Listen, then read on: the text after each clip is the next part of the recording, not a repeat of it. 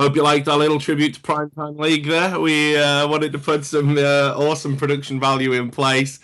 Sam, you're fired. Uh, but it isn't Primetime League. It is First Blood, and it's a bit of a different one to what we usually do. This is a bit of a special. You will notice there is no dude, there is no broken shard. We're gonna definitely bring those guys in. I think we'll do a special tomorrow, looking at all the European fixtures and matches that have been going on. But there's been a lot of talk recently about LCS rules, LCS contracts, player unions. And due to another story that I've been working on in Counter-Strike Global Offensive, a match-fixing story, I happened across an expert in, well, an expert in law, but an esports enthusiast who's actually started applying his knowledge of law in our area, something that I feel is greatly needed. So I thought what we'll do today is we'll have a nice topical discussion about all of those things. And the expert is none other than Bryce Blum, who you'll see looking very smart. How are you doing, Bryce? I'm doing well, Richard. Thanks for having me. Appreciate it. Looking forward to it. Yeah, good. Well, it certainly is something that I've wanted to do for a long time. I've already worked with a few esports lawyers, and I'm sure you won't be surprised. No, this isn't my first encounter with lawyers either during as a Yeah, journalist. no, Uh, not shocked on that. but I think the best thing to start off is let's talk a little bit about who you are and what you do.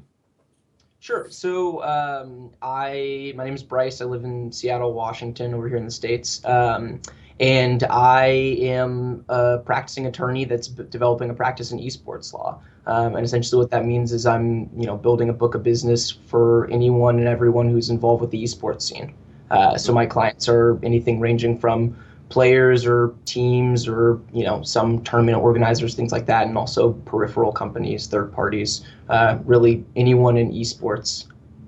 hmm So, what was your area of expertise when you were sort of acquiring your trade? What was I don't imagine for 1 minute you expected to be working in esports. So, what was it you kind of Yeah.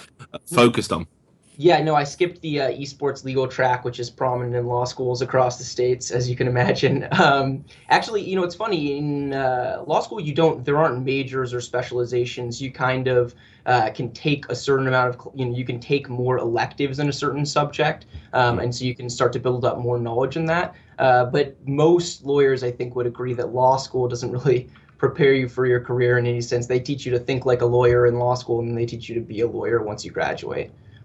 So I kind of dabbled in all over the place. I was taking constitutional classes, IP classes, environmental classes. It's a little bit of everything. Mm. So let's talk about your first tentative steps in getting into esports. How was it brought to your attention? Because I was amazed in the pre-show. You were even watching the games, so you obviously enjoy the games. I was expecting you to be some highbrow type who, I can't be bothered with any of that. I just see a niche market for myself. So how did you sort of stumble across esports? Sure. I very much started as a fan. I started playing League. Well, I played games my whole life, right? I mean, I grew up in the generation where I played sports with my friends and I played video games with my friends. Actually, back in the day, I did some game testing for Nintendo because their main US office is in Seattle. So I was one of the game testers for Smash Bros. 64, which I suppose is my gaming claim to fame. Um, and then over time, just kind of played different games, played a lot of Counter-Strike in high school. And then in law school, one of my buddies was really into League. Actually, he was playing in the law school during class, which, doesn't come recommended. Um, and I was like, what were you doing? He's like, oh, this is a new great game. You should play. So, yeah, I guess I started playing League, got into it, and then trying to remember when my first connection with the competitive scene came in. I think Riot does so much promotion of, well, back then there wasn't an LCS, but whatever competitive tournaments were going on, I started gaining exposure to that, started spending some more time on Reddit, and it would be hard to be even tangentially aware of the competitive esports scene back then or now and not say, wow, these guys need lawyers. And so when I started my career, I just said this would be a really interesting path to take, and I wonder if I can do it.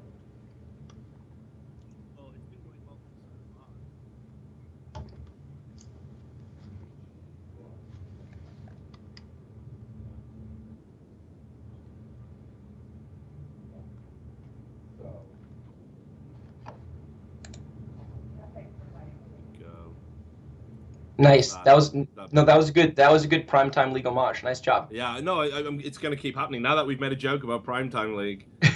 All the issues are going to occur to us now. But I was just saying, obviously, I know you've got multiple clients, but due to attorney-client privilege, you can't divulge who they are, and nor would I ask. But I mean, have you been surprised by sort of the uptake of people reaching out to acquire your services, especially from the professional League of Legends circuit? Yeah, no, I definitely was. It all started for me. I just decided to write an article about some of the things that I'd been thinking about throughout law school, basically forecasting what I thought were going to be the big legal issues. I picked 8 or 10 kind of key issues that I thought esports would face in the next 5 to 10 years. Published the article on Reddit, and it did really well, went up on the front page. And then, lo and behold, the next morning I had some messages from some pro players saying, "Hey, I've been, either meaning to have some help me out with this contract, or I've been thinking about this issue," which was pretty sick, right? I mean, I was pretty excited about it because when I was writing this article, I obviously never expected to get really any exposure for it. I just figured I'd throw it up on Reddit because why not? I wrote the thing. And so, yeah, it just kind of has snowballed from there. The people that I've helped have told their friends in the industry. I've written more articles. That original piece actually became part of a longer white paper series, which is kind of an ongoing project for me. So yeah, it wasn't something that I expected, but it's, as soon as it started to happen, I was like, wow, this is great. I'm just going to try to build on this momentum. It's a lot of fun getting to, combine your career with something that you're passionate about outside of it. Mm. So I want to start moving in now to kind of your area, the services that you offer people. Let's talk about if I was a pro player, why would I want to come and hire Bryce Blum? Why would I want to do that? What benefits would I have? Because I'm guessing it costs not an arm and a leg. I'm sure you're very reasonable, Yeah. but I know lawyers' fees ain't cheap. Yeah, very reasonable by lawyer standards. Yeah, I think it's a totally fair question. I think probably the biggest hurdle and the reason you don't see more attorneys working in the esports space despite the fact they're desperately needed is because people don't, so many people in the esports industry are younger, don't have the lengthy business experience, so they don't understand the value add. It doesn't, they haven't done a bunch of other deals with attorneys to understand what, we might be able to bring to the table. I mean, the long and short for a player, a lot of it is going to be contract review. Players have contracts with their teams. They have contracts. Well, in League of Legends, they sign contracts with Riot. They'll have individual sponsorship agreements, and then anything else that crosses their path. It would be pretty much unheard of for a player in the NBA or NHL or whatever to not have, 3 attorneys, an agent, a manager. I mean, the list goes on and on of people who are kind of helping them guide through the business process of their profession, and adding, their own knowledge and experience to those transactions. And in League, it's not uncommon for a really, at the highest level, right? The most famous players in League might be just doing their own contract. And they, in terms of doing their own contract, it's not a lot, right? They don't have, they didn't go to law school. They don't have that background. So they don't know what's standard and what isn't. And you might not even, the beautiful thing about lawyering is we make up all this legalese to make something that's really simple sound incredibly complicated. So you could read something and not even know what it means. Mm. So let's talk about then what it is you kind of have seen that would lead you to believe that there's a requirement for you to be here, because obviously without naming any specifics, I mean, I've been saying this for years. I've said that we absolutely need more legal expertise, more contractual expertise, business expertise. I mean, it doesn't matter what area of esports it is. Right. We certainly are lacking in expertise. But the legal aspects are obviously quite particular because the young adults that most require the legal services generally don't make the income required to have a lawyer on retainer. Right. Certainly, there hasn't been any lawyers up until recently that have had esports, backgrounds, working knowledges of the scene, and looking to kind of get involved, help people out, based on their own hobbies and what they like. We're now starting to get that generation coming through of gamers who've gone to law school, which is great. And hopefully they'll come into this sector. But what have you seen that's really made you think, do you know what? I'm so glad I'm here because there is this potential for exploitation or whatever. Sure. I mean, you take your pick, right? When contracts are written, first off, when contracts are written by a team or by whomever, they're naturally going to favor that side of the deal. The players aren't drafting the contracts, and it's like anything else. If you get to set the rules of the game, you're going to set them in a way that allows you to win. And it's not, I don't think of it in any way nefarious. It's just a smart business move. And what would happen in that situation in normal industry is you would draft a contract that's favorable to you. The other side would have their turn take a look at it and would point out the ways and say, okay, this is an industry standard, or maybe this is, but it's not favorable and we're not going to accept it. And there's a bunch of areas that you can give pushback, right? Is there a buyout provision in the contract? What does this contract say with respect to whether this is an independent contractor or an employee? What about the IP rights? So obviously there's going to be some kind of sponsorship deals where the team is going to get sponsorships and the player agrees to participate in that.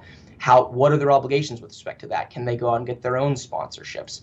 I could really go on and on. If I had a proposed contract in front of me, we could spend 2 hours just talking through, like I would talk through with one of my players that I work with, what I see. And really, as a starting point, it's what does this mean and what would you like to happen? What I always wind up saying is that a contract is really nothing more than setting expectations at the outset for what both parties want to have happen.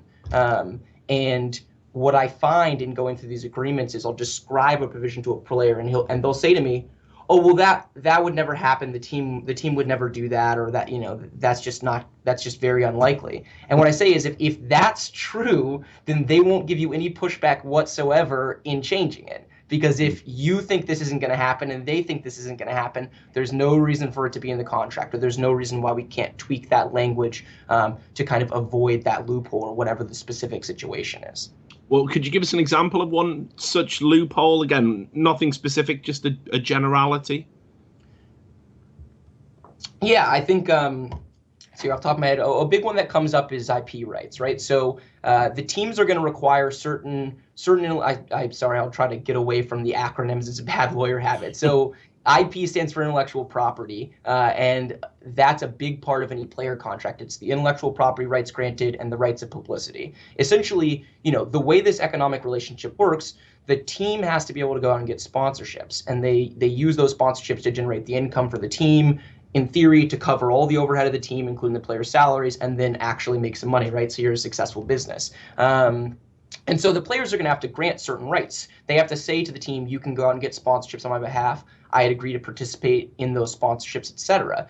Now, the question that I often run into is, should those rights be exclusive? Are you granting 100% IP rights? Are you saying that they can use your name, image, likeness for any sponsorship, any connection with the team in any way? Have you ceded the ability to go out and get your own sponsorships by doing that? Is there any kind of non-compete right with respect to the sponsorships?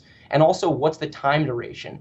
It's pretty astounding, but a lot of the contracts I'll see at first will have unlimited duration. You'll be granting your IP rights and right of publicity from now until the end of time, which theoretically means, and this actually has happened, after a player leaves a team, that team could still do sponsorships with them. If they're making a mouse pad with your face on it now and you leave the team, they could still be making that mouse pad 3 years later because you granted them the rights to do it. Right. Well, so we've seen actually that topic discussed before. I'm guessing you will have seen an LCS contract, and certainly we did another article with our other gaming lawyer that we know of. There's two of you. Right. It's like that scene in The Simpsons where Milhouse meets other Milhouse from Shelbyville. And goes, this is what it's like when doves cry. You two should have a hug. But anyway, he had a look at the contract for us. We paid him to review it. And there was certainly some areas he used the word concerning about. And one of those areas kind of that he talked about quite a lot was intellectual property. So what do you think of the LCS contract on a whole in your experience? So, the LCS contract is an interesting question. First, David's a really smart guy, and I would agree with everything that he said in that article. If you haven't, anyone out there watching hasn't read it, I think it's a good read. And it's a nice insider look because I don't know how you guys got that contract. So it's a good chance to get to kind of see the down and dirty inside of how these legal relationships actually work and how one-sided they can be. In terms of the right of publicity and the IP stuff, David talks about it a lot, and it's the same thing that I see in a lot of contracts between teams and players. In fact, I don't know the origin of some of these team contracts. It's entirely possible they saw it in the Riot contract and said, that looks good, like let's put that in the agreements we sign with the players. The reality of this situation is I think Riot's incentives are a little bit different than the teams. So while the language is just as problematic as it would be in a team agreement, I just don't see Riot, with how big the LCS has gotten, how big League has become, wanting to advertise a player that's, say, left and gone and started playing a different game or retired. There's always the next class of stars. So even if Bjergsen or whoever were to retire or to move on to a different game, you still have these up and coming people, the Power of Evils, the whoever else you want to, take your pick. There's so many young stars in the LCS, Pobelter, Altec, whoever. And so I just think that Riot is unlikely to take advantage of this beyond when a player actually is, still under contract with them, beyond when they're still playing the game professionally. Now, that being said, it would be hypocritical of me just because I'm saying that I sound like one of my players, right? If Riot doesn't anticipate using, the right of publicity or other IP rights after these contracts expire, then there's no reason for it to be drafted in such a broad way. They could cut it off, and then they could, re-up those rights every season, since the player signs the same or similar eligibility contract every season. One of the aspects of the contract, the way I understood it, when it came to image rights, for example, was that you actually allow Riot to not only use your likeness, but they can edit or modify your likeness or your voice. How far legally can you push that kind of modification? I mean, for example, could they chop it up and make you say something that actually is contradictory to what you intended? Sure, that's an interesting one. I think the way the language of this type of provision is drafted, it's actually really industry standard. These clauses are a little bizarrely written. It'll say, the right to use, modify, extract, alter in any way we deem in any media, and then they'll list every media known, and then they'll say now known or forever after created in the universe. And that's actually stock language, not just for athlete contracts, but for entertainment contracts. I also do some entertainment law work. We have a fairly successful entertainment practice here, so I've worked on some movies and things like that. The language is pretty standard. So if it would be one thing, obviously, if you manipulated what a person said, so you spliced it together to say the opposite of what they meant. I think that could potentially, I'm trying to think off the top of my head. Without having the contract in front of me, it's hard to describe the way in which that would play out. But I think the reality is, if they want to tweak your voice, if they want to make you taller, if they want to give Justin Bieber better abs or whatever, that's the right that you're going to be granting, and that's the expectation. So, I mean, it could potentially then be subverted for malicious purposes. I mean, that's always my concern, is that, when you sign... I mean, I've had to sign away likeness rights. I mean, I don't see how anyone could make my likeness particularly any worse than it is. But they'd have to, not unless they put me in a Star Wars movie, perhaps.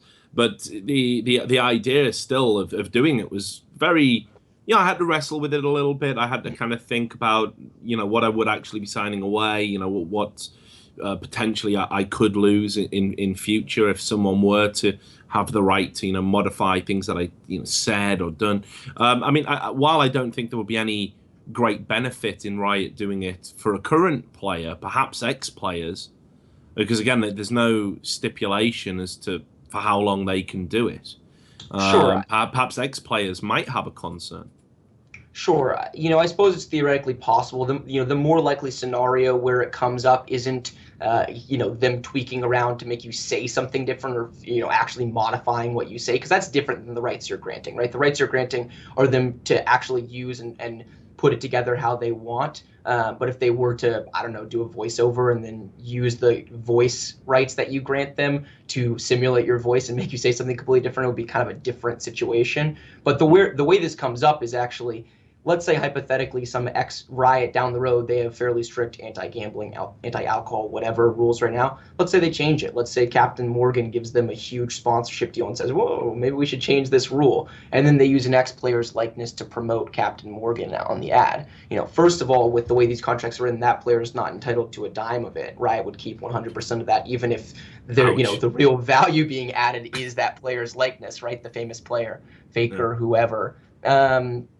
And second of all, maybe that's something they're morally against. It's something that they would want to be able to say no to. The way these contracts are drafted, the players don't have approval rights, and that's actually fairly standard. And working in the movie business will be interesting, because you'll see how these clauses change moving up the ladder. So the mega star in the movie will grant considerably more restricted rights, and they'll have full approval over any time they're used in advertising or promotional materials or anything, and they'll have rights to certain economic benefits stemming from that. And you go down lower, and they'll no approval, no nothing. It's like you're so small, we don't even care to want to go through the hassle of showing you that you're in this poster. If you're in the poster, be happy about it. And so, what I would say is the way these likenesses are done, it's fairly uniform across the board, and it's all the kind of extras in the movies or the people with a few lines in the movies. It's not, you don't see the gaps that you would see in the entertainment industry between the stars of the team and kind of, the stars of TSM versus the, least famous player on a Challenger Series team, for example. And they're all or tend to be on the lowest possible end of the spectrum in terms of rights and protections for the players. So here's another question, again, just going over the LCS contract before we move into more topical things, such as the LCS rule set, which obviously we're going to go over. There was one clause in it which, okay, Ultra David, he couldn't understand why I found it problematic, and I guess this is my non-legal brain, or perhaps even my journalistic brain, my desire for freedom of speech, that kind of thing, all the things that all the bullshit effectively we're raised on as journalists. Like every story we write, no matter how fucking mundane, we're like we're warriors for truth, and of course, protectors of the democracy. Exactly, and of course it's not always like that. Sometimes you're just writing about, I don't know, some celebrity who's had breast implants, whatever. but still, we like to talk a good game when it comes to this. So it could be that. I won't rule that out. But in number 7, the kind of clause number 7 in the LCS contract that everyone has to sign, there's this thing, and it's called the "Be Nice" clause. Which, I mean, immediately, ick, that makes me, ooh, you've got to be nice to each other. It's just, it's so creepy. You would never sign a contract that requires you to be nice, we No, know. God, no. Yeah. But it says, I agree that I will not make, publish, or communicate to any person or entity in any online or other public forum any defamatory or disparaging remarks, comments, or statements concerning the tournaments, the Riot parties, the game, or any other software products or services of the Riot parties or employees, officers, directors, agents, officials, investors, or sponsors thereof.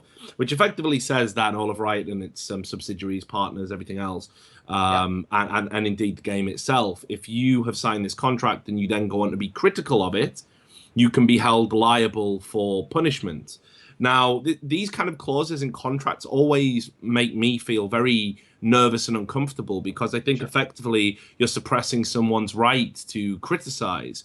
And if something is not to your liking, or if something unacceptable or unethical or immoral or whatever you want to call it is going on, I believe you have a right to call it out, and to say publicly this is unacceptable. These kind of clauses forbid that. And yet, Ultra David said this is fairly common. You will see this in entertainment. You will see this in any athlete, any sports personality will have to sign legislature that's similar to this. So, what are your thoughts about this? Yeah. So first, I would echo David's remarks on this. It's extremely common. I see them in contracts, and if they're not in contracts, I tend to put them in. And just to give a little pushback on that perspective, I see where you're coming from, and it's always good to have people be able to speak their minds. But the reality of these types of contracts is it's always two parties that are entering a business relationship, and you're gonna hit bumps in the road. Things are gonna go wrong, and I think one of the hurdles to esports really breaking through into the mainstream is that we really air our dirty laundry, right? I mean, it is impossible to Google around at esports and not see stories of the controversies and things going wrong.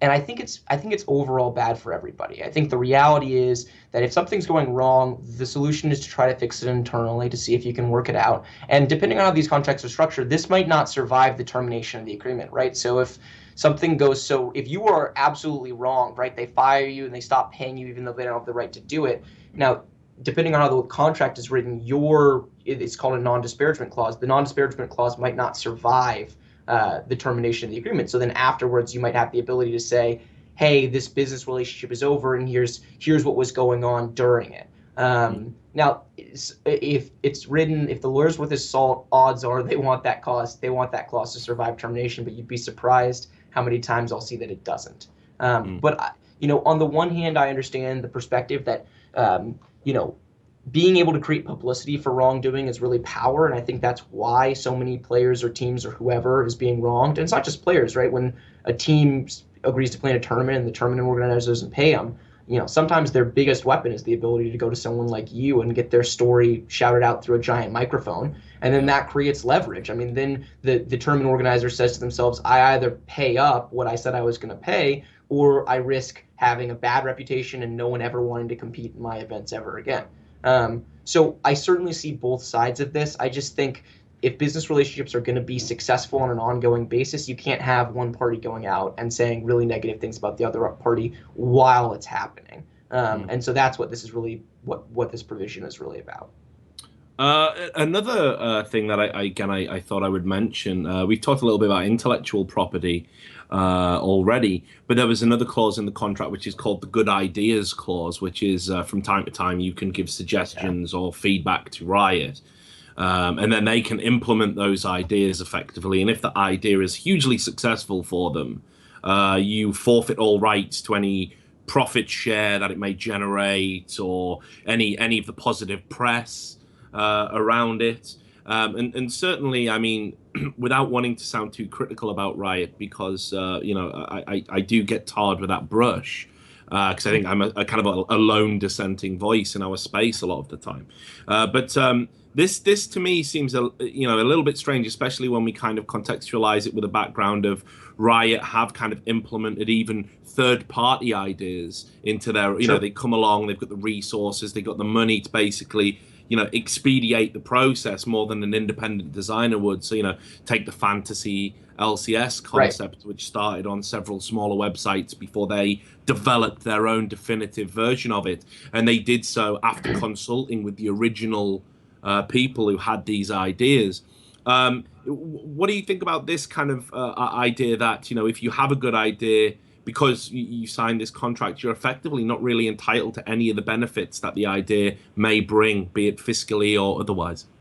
Sure. So I guess at the outset, it's worth asking what the idea is, and I mean who we're concerned about, because there are different tiers of this, right? So I think the way this clause is written, it's really designed to target like when they bring in players for testing of a new champion or for the new season, things like that. Players will be providing feedback on it and saying, oh, change this, tweak this, we're fixing the jungle. They'll fly out, EU LCS junglers, they'll have the NA LCS junglers come in, they'll have them all game tested, and then they'll give them feedback. And I think the idea is, first, it's really difficult to quantify exactly what, how do you quantify the value being added for someone saying, oh, you should put 2 gates right there. I mean, I don't know that was a player idea. But I think the point still stands that it can be difficult to quantify, and you really enter into that voluntarily. If you've got a great idea, you're under no obligation whatsoever to share that idea with Riot. If you have a great idea and you can go out and monetize it for yourself, great, go for it. There's nothing in this contract that would prevent you from doing that. Well, unless it's, your great idea is that you also want to play competitive Dota or CSGO, in which case you might have a problem.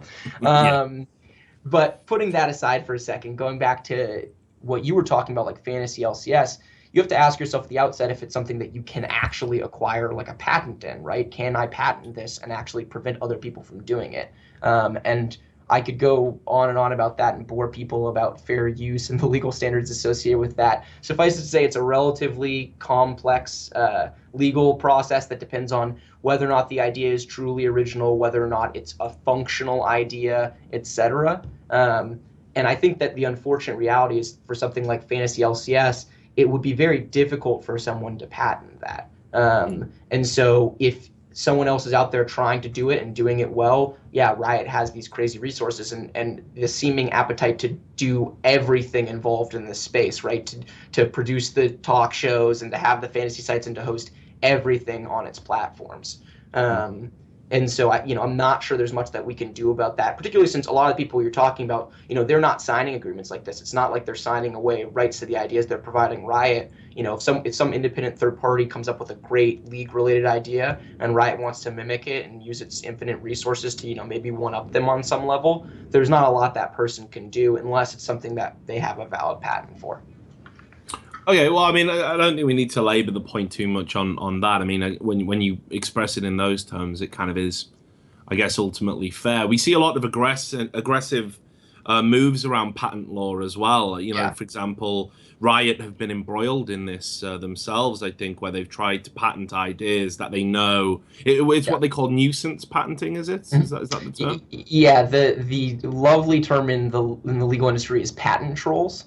Patent Uh, trolls. There we go. Okay. patent trolls. Yeah, Mm, and it definitely it's interesting business. People who go around and patent ideas that they have absolutely no intention of following through on because they see someone else starting to do it, and so then they rush to the patent office. They get the patent, and if the person really wants to follow through for their idea, they essentially it's a shakedown, right? yeah. Like I want to continue doing my idea, which you hold a patent for. So I guess I'm going to pay you off, and depending on the magnitude of the idea, the size of the company, et cetera, that shakedown could be for a small sum of money or quite a bit of money. Mm. I mean, anything you've ever come across? Do you have any feelings about patent trolls in general? Because especially around the acquisition of the Dota brand, Sure. we got stuck into this kind of ridiculous three-way between Riot, Blizzard, and Valve. You know, three of the biggest games companies on the planet, embroiled around this kind of dirty tricks campaign. To see who could acquire the IP and go ahead and get a share of the money, and we all know how it ended. Valve were triumphant, bless our Right. Lord Gaben and everything else. But Yeah, I right, mean, right, right in my backyard. but how do you feel about patent trolls in general? Do you have any feelings about it? I mean, Concerns?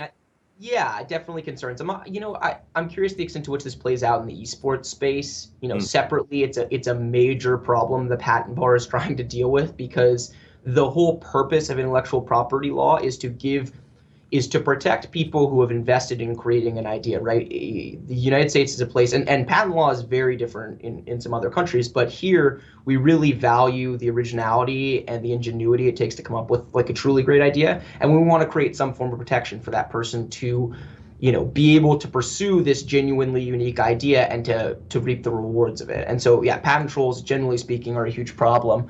I'm not sure. I'm trying to remember. I probably read more about the original Valve Blizzard Riot dispute way back when. I'm not sure it would qualify as an example of patent trolls, but it is certainly an example of how messy IP law can get at times. mm. So this is the big one that's going to lead us off into our next kind of topic, and that's the limitations on my remedies clause, number 9 in the contract. Which I mean, it sounds almost benign linguistically there. The Yeah, limitations on my remedies. Well, a limitation. They can be yeah. bad, but I it's I not. still have remedies. Yeah, exactly, right? Yeah, the remedy's still there. So, but basically, I won't even read this out because I think it could be the kiss of death for the show. I think if I actually read this garbled Yeah, legalese out on air, it might upset people. So I'll just give the gist of this. Basically, it's a section in the LCS contract that gives Riot advantages when it comes to resolving disputes between parties. And he actually said it was so skewed in Riot's favor and had some kind of almost faulty logic applied to it that he wasn't even sure it would stand up in court. right. Certainly not in California anyway. And basically, there's also kind of an intimation. Well, in fact, no, I'll let you talk about this. I won't give any of the intimations, but ultimately, this is something that potentially prevents you bringing a lawsuit Sure. against Riot, potentially. Sure. So tell us about that clause. Yeah, so the limitation liabilities clause is doing, or remedies clause is doing a few things. First, and most notably, it's capping your right to seek a remedy within 1 year. So it basically says that if you are wronged in any way pursuant to this agreement or related to this agreement, you have 1 year to bring an action to actually fix it. So you don't have to complete the litigation within a year, but you have to bring it within a year, which sounds like a long time, but it's actually incredibly small. In a lot of these cases, you won't even know you've been wronged, right? And there's Yeah. actually within California, there's something called the discovery rule. And so it can become a question of fact of whether it's not whether you actually knew that you suffered the harm, it's whether you knew or should have known you suffered the harm. But again, Mm, I'll spare whoever is actually watching this intense legalese discussion that particular footnote. yeah. Anyway, the long story short is this is a concept that exists within the law, and it's called the statute of limitations. And it basically it says there needs to be a balance within the law to go after someone for a wrongdoing so that you can't just have been wronged and sit on it for a decade and then come back way later and sue someone over it. But at the same time, you have to give them a fair opportunity to, one, discover they've been wronged, and two, figure out what they want to do about it, weigh options, potentially negotiate and resolve without actually filing formal litigation. And what this says is, we're going to ignore all statutes of limitations, and they vary, right? Breach of contract statute of limitations, a standard, I'm not sure actually what it is in California. Here in Washington, the standard is 6 years. For fraud, it's 3 years within the discovery of the fraud. And I could go on and on. Each separate type of wrong has an independently attached statute of limitations to it. And what this says is we're going to ignore all those independently attached statutes of limitations that are created by legislators and that vary for good reason, right? Some of them are longer either because they're harder to uncover or because the degree of wrongdoing is so severe that the legislature doesn't want someone to forego their right to recovery merely because they waited on it a couple of years. And it says we're going to ignore all that. We're going to impose 1 year. And I agree with David. I'm not sure that would be enforceable in a court of law. It would really depend on whether or not the court deemed it reasonable, and depending on the cause of action that you're bringing, the court might deem it reasonable. If you're bringing a cause of action that normally has a 2-year statute of limitations and this contract is reducing it to 1, the court's way more likely to find that reasonable than if you're bringing a cause of action 13 months after you figured out the wrongdoing happened and you would normally have had 10 years, 10-year statute of limitations. This restriction would probably be unreasonable in that situation.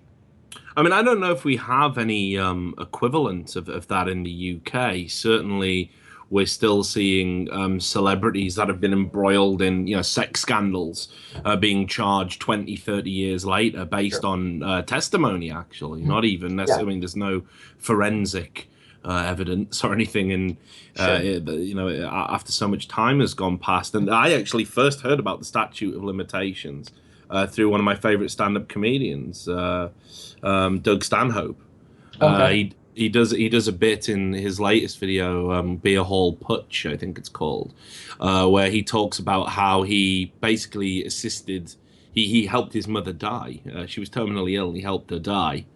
And he, as her parting gift to him, she said, "Run up all my credit card debt, take all my credit cards and order everything."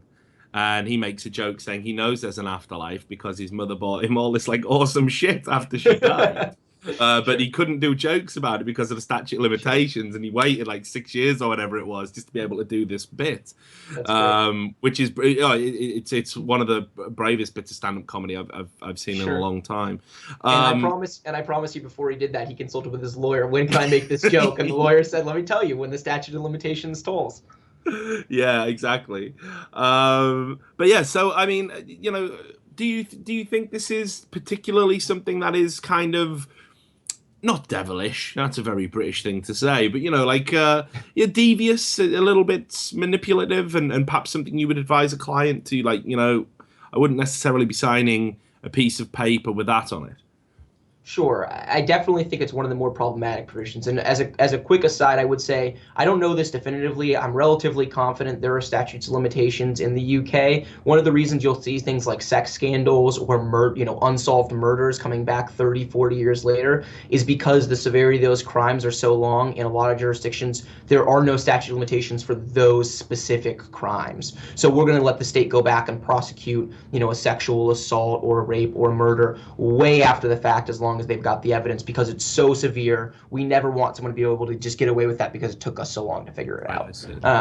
Anyway, so that's to the old point. As for whether or not I would say it's okay for a client to sign this, I'm not sure this is devious. It's again, I think Riot as a company has good intentions. This is a primary example within this contract as something that is very almost absurdly unfair and slanted in favor of the company. The notion that you only get a 1-year period after wrongdoing to be able to file suit to resolve that would be, again, it's so extreme that a court might actually invalidate it. They would say, okay, we recognize that the parties have mutually agreed to this provision, but it's so severe a limitation on this person's remedies. And courts aren't stupid, right? Courts, a big part of this is the disparity in bargaining power. Courts will say, hey, major company, this contract was essentially non-negotiable. you imposed this on them, and even though they signed under their own free will, and even though they wanted to compete in your league and they gained benefits from that, we're not going to enforce this particular aspect of the bargain. We're going to void this clause.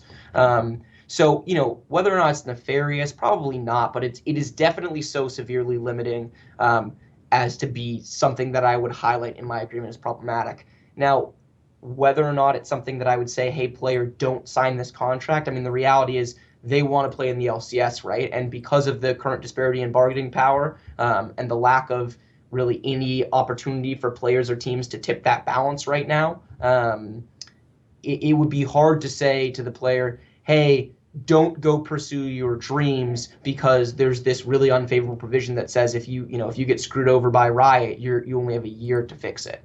But it is certainly a significant enough problem that it would be something I would have a long conversation with my client about and make sure they fully understood exactly what this was up front. And that's another part of this, right? Is how many players actually have an attorney that have looked over this contract to be able to talk it through? I mean, this is public, and David's analysis is great and public, and I would still wager that less than 10% of the LCS players are aware that this clause exists in their contract and what it really means and how it could be problematic for them.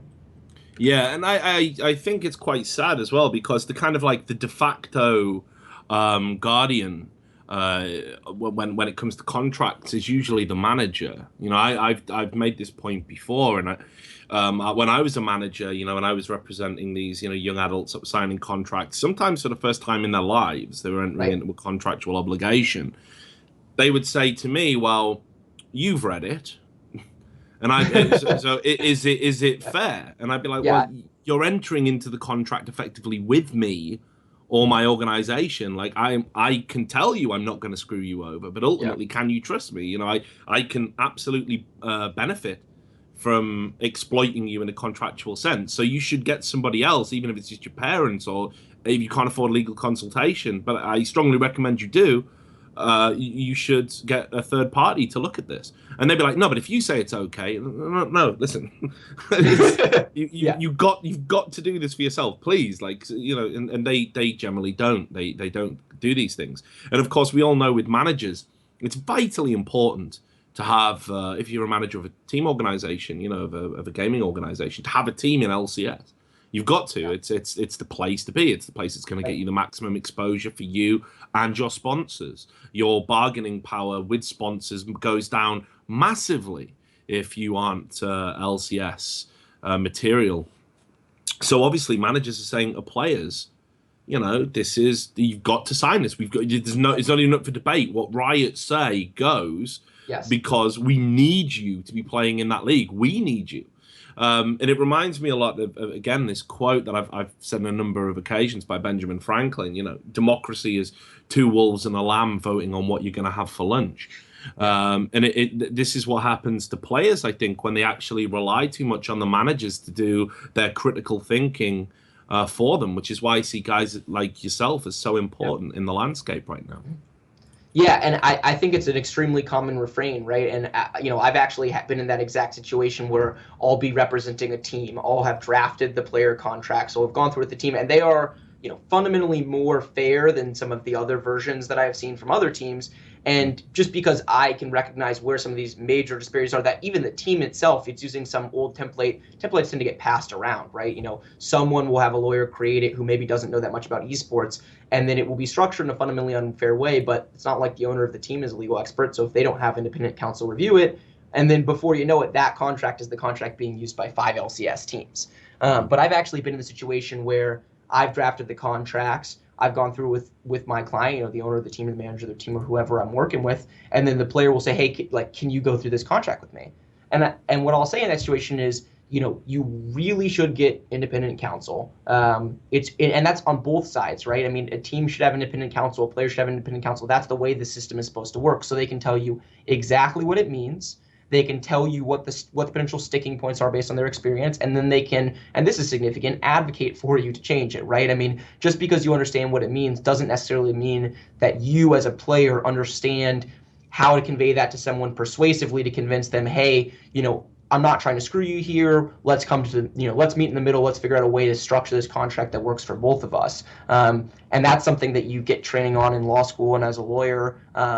and there are other ways to get that experience and training, right? But I think the really important thing is that if the player, if the player has someone to assist them in the advocacy piece of this. So it's what you're talking about at the outset. It's making sure that they fully understand it, and you can't trust someone on the other side of a deal to explain it to you. There are lawyer codes of ethics about that, right? I mean, a lawyer can't be on both sides of a deal because the whole point is they're representing one side of the deal. So, in situations, and this has happened to me before, where a player I represent is going to be signed by a team I represent, I just am not a part of that transaction at all. Because it's an inescapable conflict of interest for me. I don't want to be on either end of this deal unless I've set it up at the outset that, where I've told the player, if you go sign with this team, and we'll put it in my engagement letter that, hey, I'm representing you for this one matter, but in the event that you are, at a conflict with some other client of mine down the road, that I'm going to represent them, not you. And that's something you have to lay out in advance. But even if I have that language, oftentimes I'll just back out of it and say, you both need to go get separate attorneys. I have a conflict of interest of this. I don't want to be in an adversary situation. That's what you are when you're the attorney, right? I mean, your job is to get the best deal for your client. So I, as the attorney for a team, I can help clarify what certain language means, but I absolutely not in a position to advocate for you, and you don't want to be taking my word for it that this contract is fair. Even though it is, and even though I like to think that I'm a good guy, and I'm certainly not trying to pull one over on anybody, and I want to make sure they understand exactly what their signing means, it's inescapable, right? You have a job to do, and it's not to make sure they're getting the best deal possible. A little bit of money will iron those ethics out of you, I'm sure, Bryce. Oh yeah, really looking forward to 2 years that. as a defense attorney, and there we go. That'll be it.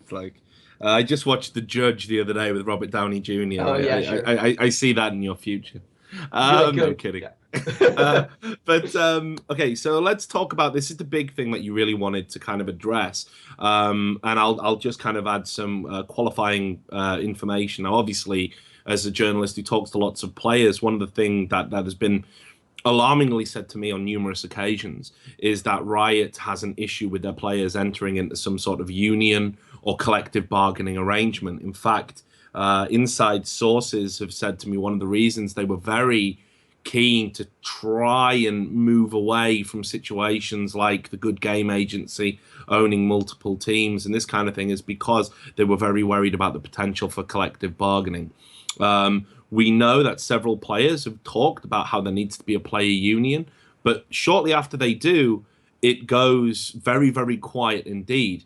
And I know this is an area you've given a lot of thought to because I actually read your white paper today called Collective Bargaining by Bryce C. Blum. And I'll put the link probably is up on the VOD or any Reddit thread should this make it to the front page so people can read it. It's very interesting, gives an overview of the history in sports about collective bargaining and how stars can get representation for their interests. But so far, I agree with the players. I think there does need to be some sort of player union, almost specifically for League of Legends because it's so big and so unique compared to other esports. Yet there appears to be this resistance to that idea, both from the organizations that employ the players directly and by Riot, who effectively use the organizations to bring players through into their league and promote their product. So what are your thoughts about collective bargaining and specifically collective bargaining within League of Legends? Sure. Well, I have many, so you're definitely gonna have to cut me off at some point. You go mentally. You're the guy who knows what he's talking about. I'm here for light relief. That's it. There you go. So collective bargaining in esports is something I see kicked around all the time. And it's not just in League, it's in every esport. Essentially, anytime a player or a team gets massively screwed over by some organization, they'll say, well, we need a players union or we need collective bargaining on some level.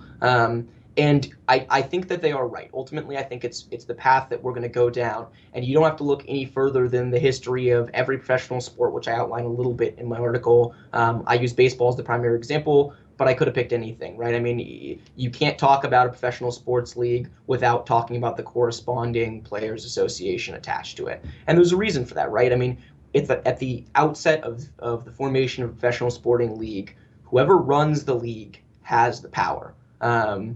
And so right now, Riot has the power, and it has the power to do things like have a contract like the one we've been discussing, which is incredibly favorable to the league. And the reason they can do that is because if an individual player, say someone I represent, they'll say, hey, I really want to know what this means. Like, let's talk about it. And I'll talk about it and I'll point out 12 major flaws where I say, hey, I would like this to be fixed. I would like for this situation to be a little bit more fair. Contract's not a disaster, but we could move it more towards the middle. We go to Riot. What do you think they're going to say? They're going to say no. They're going to say no. I haven't even tried.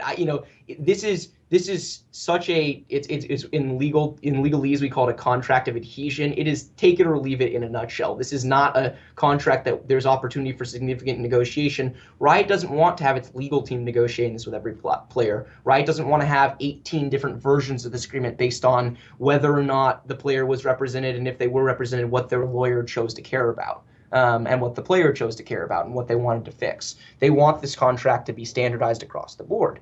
And that's true in every sport. But in every other sport, because they have a players' association, they have a collective unit that advocates for the change of this. So as part of their negotiations, they'll say, hey, the standard eligibility contract that we put together, here are we, the players, here are our problems with it. And let's talk about getting that resolved. And now all of a sudden, Riot is faced with a significant counter leverage point, because the reality in any professional sport is one player, even the most famous player, right? If that person were to disappear, the league goes on trucking. If the entire league disappears, that's a real problem. And there are a lot of people who will say things on Reddit like, well, that's not true. You've got millions of kids just waiting to play in the LCS. Definitely true, and maybe some of them are, gems in the rough, and or diamonds in the rough, and they're gonna come up and be stars. But it's not the same. If the entire LCS were to walk away, Riot would have a huge problem on its hands. And so, collective bargaining is the opportunity to kind of tip the balance in the bargaining power and give the players one voice, and this is something I talk about in my article, the players and teams one voice. And that's an interesting wrinkle in this, right? Because in every other professional sport, not everyone, people will give me other examples, but in the biggies, right? The NHL, the NBA, the NFL, whatever. The owners of the teams actually own the league. So, the commissioner of the NFL, Roger Goodell, may make $44 million and he may run the show and punish owners and things like that. But at the end of the day, his bosses are the 30 owners. They run and own the league. They choose to hire him. So while he can punish an owner who does something wrong, because the collective will of the owner says that he can, if he does something really bad that all the owners aren't on board with, they fire him and they replace him, right? They bring in a new guy to run their league. He's simply their employee. So the collective bargaining in pro sports is all the players versus all of the team owners. If collective bargaining were to emerge in League of Legends specifically, you would have to have three parties. It would be the players, the teams they play for, and Riot. And that tri-party negotiation relationship certainly contemplates things. But if you were to sketch out the balance of power, how it currently exists, it's Riot's power, teams' power, players' power, right? I mean, Riot is still the 800 million pound gorilla in the scene and still basically does whatever it wants. And I think genuinely does want to look out for the best interests of the teams and players. You see examples like when the new streaming rule was leaked before last season. I know we're going to talk about the LCS rules changes. That rule was leaked and it was a disaster, and there was massive pushback from players, from teams, from the community, and Riot basically did a mea culpa and said, our bad, we'll fix it. But that's what it takes right now. I mean, everyone, and what you'll see in that situation, right? What is unique about that compared to some of the other rules that people don't like, the anti-poaching rules and things like that people think need to be fixed? In that situation, you had everybody on the same page saying it was wrong. You had the entire community outcrying on Reddit. You had all the team owners saying this is bad for business. You had all the players saying this is awful. When your queue takes an hour to pop, I have to be able to play a different game. You have people who, these are gamers. These are people who love playing other games. You can't just force them to play one game for the rest of their lives. And so that was the example, right? And what that showed is, and I think this is an important point, if you look at the history of collective bargaining in pro sports, we didn't go from everybody on their own to formal unionization like that, right? It wasn't like one day everybody was negotiating by themselves and the next day they were all together. There can be an evolution to this. Collective bargaining in a legal sense, and I could bore you all to death about the National Labor Relations Act and the formal legal and economic tools empowering unions and the special status unions have under U.S. law. Something I talk about a little bit in the article, but the reality of this is what I'm talking about on a fundamental level is the disparity in bargaining power. And you can try to resolve that without actually formally unionizing. So one of the examples I go into in the white paper is in baseball, they formed what was known as the representative system. And it was a really straightforward democracy, right, among the players. Every team got one representative. The teams elected their own representative, usually the captain of their team. And then they set meeting times. And once a month, the captains or the representatives of each team came together and said, what's really bothering us? What are the problems? Is it this eligibility contract? Early on in baseball was free agency rules. There was a system in place called the reserve system, which basically allowed whoever currently was signed with the player, they had essentially no mobility at all. And this is actually a major contrast between league esports and every other sport. Every other sport started with extreme restriction on player mobility, right? You had players are basically stuck in an almost servitude sort of way to their team. And if they don't want to play for their team, they basically had to retire. And so that was one of the early problems in baseball was they were fighting to get rid of the reserve clause so they could actually test their value on the open market. And a superstar could actually make what they were economically worth. But you couldn't do that until not just one superstar said this is a problem, but until everybody got together, all the players said this is a problem and we want to go solve it. And that sort of collective voice shifts the bargaining power. It doesn't do it all the way, right? You're not going to make it fully equal. It definitely doesn't create as much leverage as a union does, where you have the power to go on strike and things like that. And there are rules about unionization that the employer actually is required to bargain with the union. The Riot wouldn't be if say they implemented the representative system in league tomorrow and each LCS team elected a rep. Riot wouldn't be required to negotiate with them, but it would look pretty bad if they didn't, right? If all the players came together and they issued like a treatise of players' rights or players and teams' rights, right? Because teams also tend to be in bad situations on this. There's all sorts of behind-the-scenes issues where teams get leveraged out of things they want to do, be it merchandising rights or sponsorships or whatever it is they want to do, right? And they said these are the fundamental problems that we want to solve. If Riot were to just ignore them and they publish it, then all of a sudden it's Riot being unfair. Then all of a sudden it's Riot ignoring the collective will of the teams and players, or of the players, or of the teams separately, however it would wind up being structured. And so, this is something that I feel players do want this, and players have made moves to try and get around a table. For example, sometimes it's just monetary. There's been a lot of talk that the money that Riot pays, the kind of salary that they give to players, isn't ample, isn't sufficient. You mean it's not standard to give the players the same salary for 2 years while your company goes from like $100 million company to $1 billion company in revenue? Well, I got to be honest, I'm a bit of a wishy-washy liberal communist. Okay. With my European socialist outlook, I actually, I don't know what I would really necessarily make of that, but I don't want to wade in and sort of be critical, because I think then people just call me biased. But I think it's a good point that you make, about profit sharing, and certainly there hasn't been an increase in the cost of living. There has been an increase in the cost of living, but there hasn't been an increase in the salary that Riot, provision for their players, while they have in turn made profits. I mean, that's a matter of record. But I think it's very important to kind of recognize as well, though, that sometimes it's not just about the money with the players. I mean, some players feel that there are, some rights that they feel they don't want to waive, or that they should be involved in some decisions, that they aren't necessarily consulted about. I've heard talk that some players believe there should be different amounts allocated to almost like franchise players. Is a system that should be brought in, that one player's worth isn't actually the same as somebody else's, because some players bring so much to the table in terms of personality. They're always, interviewed. People watch them play. There's a spike in viewership whenever they're there. They argue they add more value and therefore should receive a different salary, which was actually something that happened in the championship gaming series way back. You had a franchise player and he made more money than everyone else in the team. So that they're all. That I don't think necessarily there's any kind of common ground. Lots of players feel passionately about very different issues. Perhaps that's been one of the matters that has hampered it. But I know every time the conversation gets brought up, Riot kind of step in and they're like, let's not go crazy about this union talk. Let's think about what we're actually doing for you guys. We're legitimizing what you do for a living. We're providing you a living salary, and we think it's generous. Why would you want to rock this particular boat of all boats? Sure. And then the players go, yeah.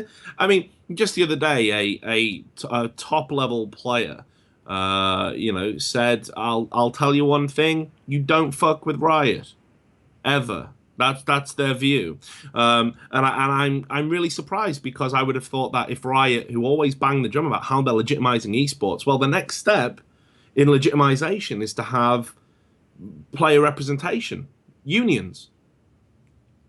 So yeah, I think I don't know. I got to be honest. My belief is that Riot play a part actually in stifling the creation of one. It's definitely possible. I've heard kind of through the grapevine as well some of the rumblings that you've heard. I don't want to take an official position on whether Riot is actively stifling this type of effort one way or the other. Because I just don't know. I certainly haven't heard that out of Nick Allen's mouth or anything, or anyone like that who says that, this is something Riot's has a policy of trying to prevent. I do think that I am comfortable saying players do not want to mess with Riot. Players understand that Riot has full control in the current system, and they can do things like fine you. And the Reggie example is a good one, where he was fine. He said, please show me the evidence of this. And if you show me the evidence that you told me not to do this, then okay. And then Riot didn't. And I don't know if that evidence exists or not. I really don't. But I think it's an example of where Riot's will in this situation is law. They view the world in a certain way. And this is the thing, right? I don't think it's necessarily nefarious to the extent they are trying to step on these types of efforts. They think we are the protector of this ecosystem. And if we control everything, we'll make sure you're looked out for. It's not just the living wages and things like that, right? It's the millions upon millions of dollars they pour into the unbelievable broadcasts. It's, I was giving a presentation the other day internally at the firm about esports, and I showed them a clip from the NA playoffs back in, because they were in Seattle. It was in PAX. And the level, the broadcast was something that they were all blown away with. They had no idea what was going on the screen, right? It was Lust Boy flashing over and blocking the Braum Q. And, I can't remember, is it Jad or someone screaming, drink the potion, and they loved that, right? But even though they had no clue what was going on in this big screen I was showing them, they could appreciate that there was color and play-by-play commentary, that there were big boom cameras panning over the crowd so you could see fan involvement. They could see how big the crowd was. They could see the replay analysis. They could see just how beautiful the production was. And that's all Riot's investment. And I would never want to cheapen that investment. But at the same time, anyone in a good, you look at someone in a good situation. Yeah. Do they have it good? Sure. Like you look at, I think, Kobe Bryant is a really interesting example of this. I don't know if you follow the NBA at all, but I used to have to, because one of my wingmen that I used to take out to events with me, that was all he ever fucking talked about. Frankly. So that was the only common ground we had apart from esports journalism. So luckily, I did keep up with it. Good. Well, luckily, Kobe Bryant's like 1,000 years old and still playing basketball. So it's an example you'll be familiar with. So he was heavily criticized at the beginning of last year because he took a contract for like $25 million.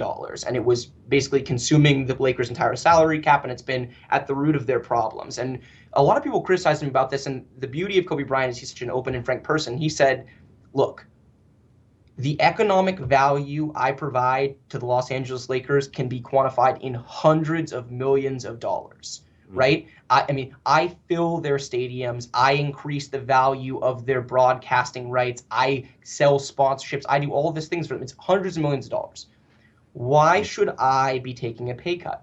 Why should I be not living in a world where I'm not making the maximum possible? In fact, you shouldn't be paying me $25 million. The only reason that's how much I'm asking for is because that's what the cap is under the collective bargaining agreement. You should be paying me $75 million, and it would be a bargain at that. And he's right on a fundamental level, right? Just because you have, for the first time right now in esports, this professional class of players really thriving, not just in League, but in Call of Duty and CSGO and Dota 2, etc. I could go on and on. Players who are making a full-time living playing video games for a living, and that's the dream, right?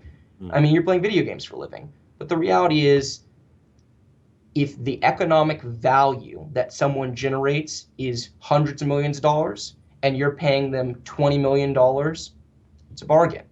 You know, if you look at the LCS on a really basic level, and I don't want to belabor this point, right? People, this gets thrown around a lot, and it's maybe my biggest pet peeve of what Riot will say in its PR. They say they lose money on the LCS. I'm sure you've heard that. Yeah, You yes, know, I have heard that as well. It does always yeah, give me a bit of a chuckle. Sorry, I'm just being told we need to restart our cams as well. It's good old okay. Skype. So if you could just do that. But yeah, it does give me a laugh whenever I hear about how it's like the LCS is some sort of loss leader for them, and oh woe Right. is us. You know, we like it's almost some altruistic charity that they're Right. engaged in. Yeah, and there's no doubt in my mind that if you just ran the numbers on how much they invest in the LCS, which, as I was talking about earlier, is millions upon millions of dollars, right? It's an incredible broadcast. They have a full production team. It's just it's crazy. I mean, it's fun to watch. It really is, just to see how far it's come in the last couple of years. And so if you looked at that comparison to revenue generated from like ticket sales and popcorn at the LCS studio, whatever, sure, I'm sure you're running in the red.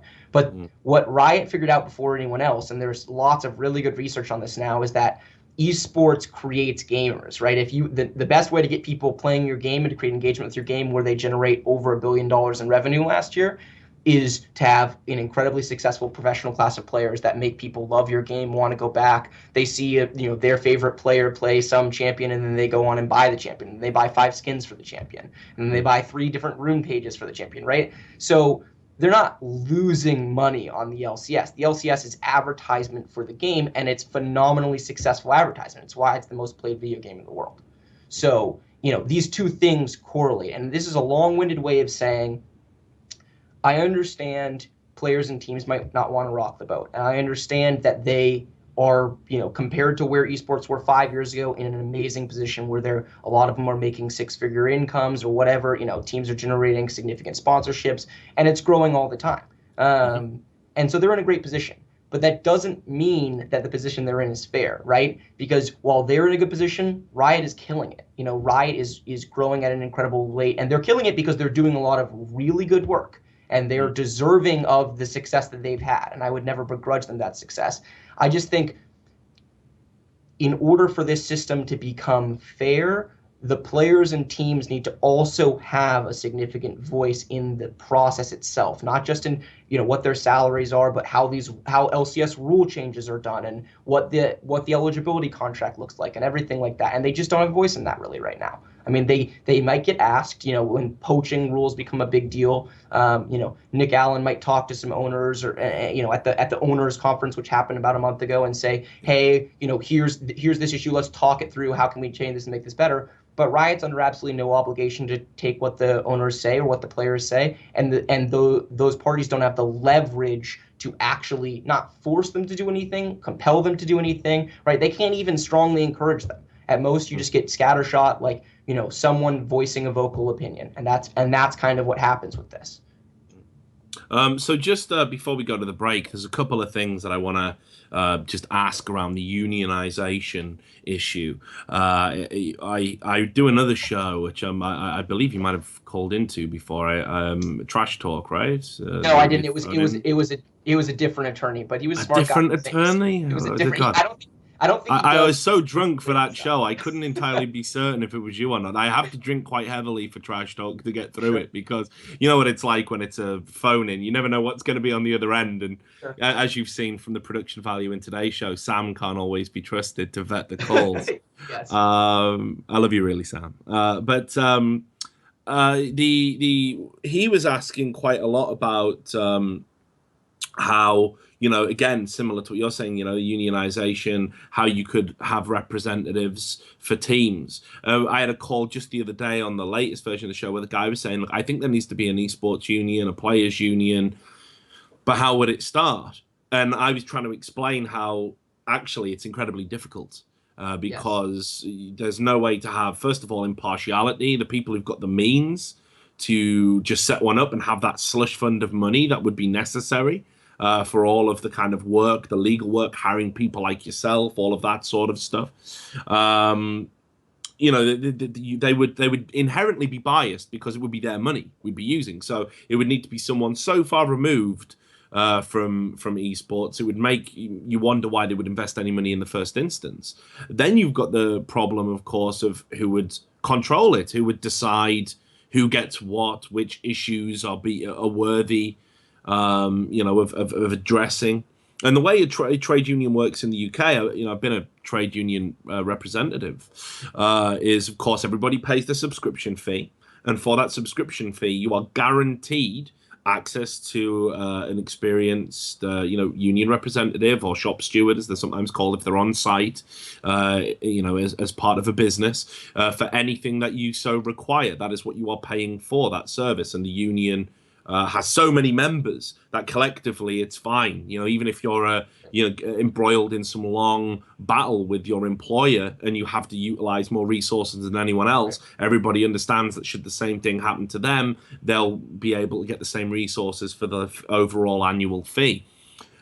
There isn't a way to do that in esports. The amount of people requiring that level of attention, you would immediately be out of pocket. Even if everybody subscribed, the subscription fee would be so hard. I think everyone would feel we're better off actually going this alone, because Yeah. one player might be like, hey, I'm a big deal. I got to have some IP discussion, so I need an IP lawyer, and it's just not big enough to work with that model. Now, I'm really intrigued by what you've said, and that is that all that the League of Legends teams would really need to do is appoint one representative from that team, possibly a team captain or whoever's the most articulate and intelligent, or however you want to assess it. And they would come around a table, discuss, common concerns, find a commonality between them all, present it to Riot, and then collectively bargain to implement change. Is it really that simple? Because if it is, Yeah. I can't believe it hasn't already happened. Yeah, so it's definitely not that simple for collective bargaining. And what I was describing was really an interim step, right? I mean, the representative system does not have the formal tools.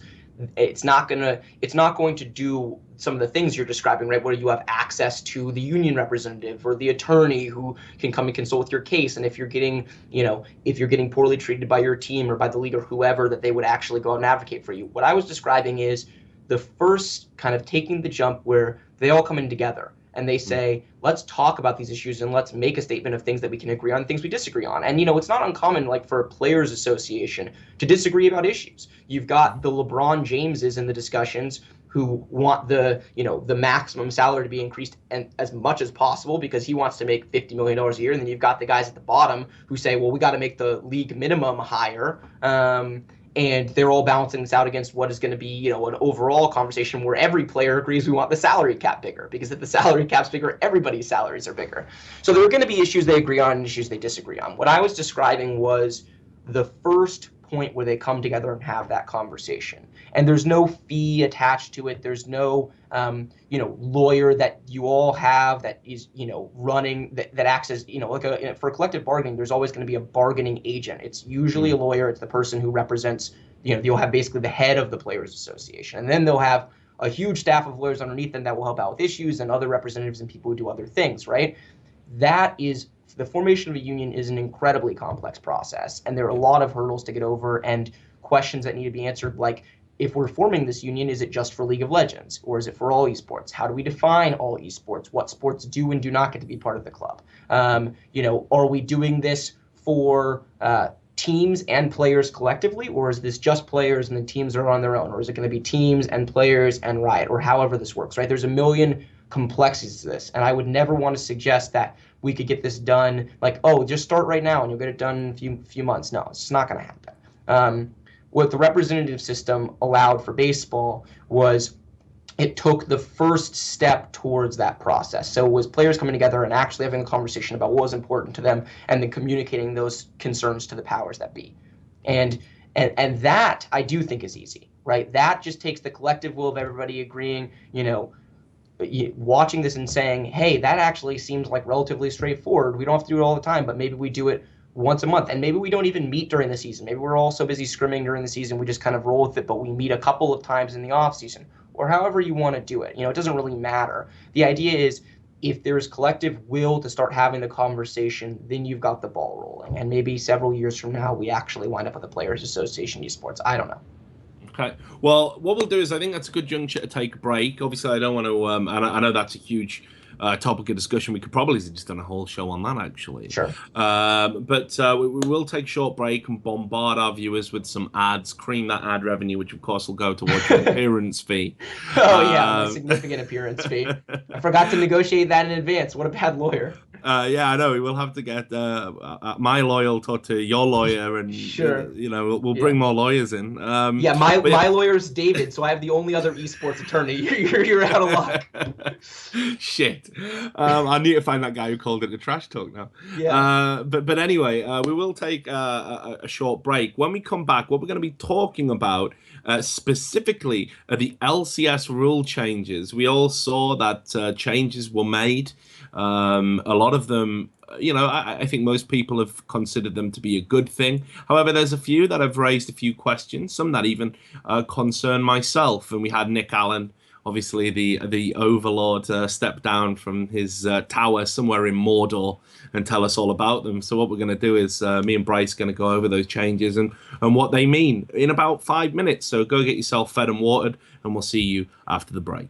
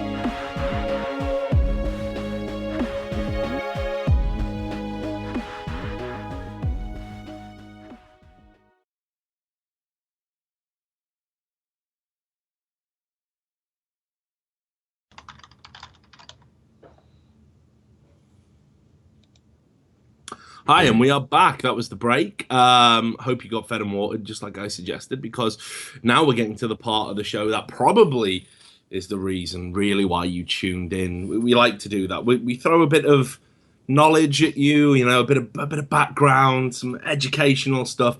But now we're going to get probably down. I'm hoping down to some good old fashioned drama. That's what Yeah. people like in esports, Bryce. Drama. And what happened recently was we saw just a couple of days ago there'd been some changes made to the 2015 LCS official rules. We're going to basically do a rundown about those changes and what they mean specifically. I have to say as well, because it would be remiss of me not to mention it, I like the fact that these changes were at least done in an open fashion rather than players having to discover them, the little stealth additions to the law, as happened 8 months ago. But this is something that I think has definitely raised a few concerns, and I've got the change log in front of me, and also Riot's official statement. The first one I think we'll discuss, Bryce. And I actually think this is, again, a great thing. I think this is a really good thing. I hope everybody in esports takes a leaf out of this particular book, and that is the peripherals policy, which, just to Yes. give a fair summation of it, all peripherals that players use, players now say what models and preference types they have. Riot acquire a stock of those peripherals.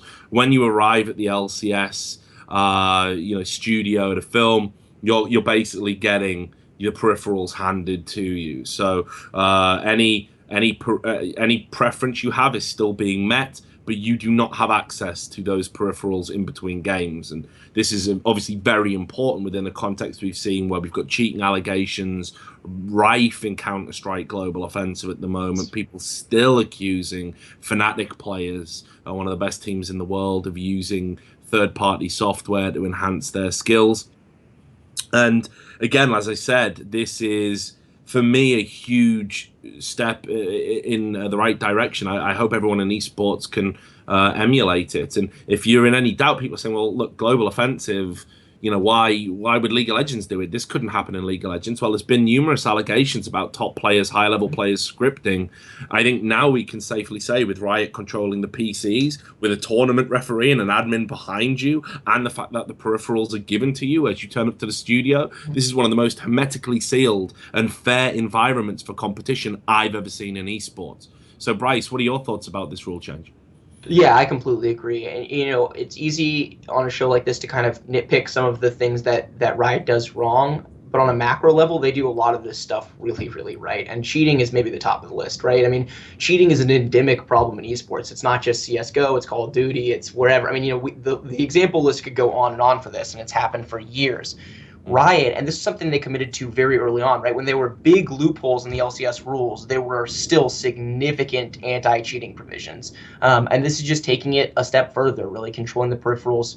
It's just great. I mean, Riot uses the buzzwords competitive integrity all the time, almost to the point of obnoxiousness. But they really walk the walk on that, right? I mean, for how many problems other esports experience with respect to cheating, I think everyone would agree that Riot controls this environment so rigidly that it would take a lot to make cheating possible. I'm not saying it's not going to happen. It could happen, and to a certain extent, there's only so much they can control in something like this.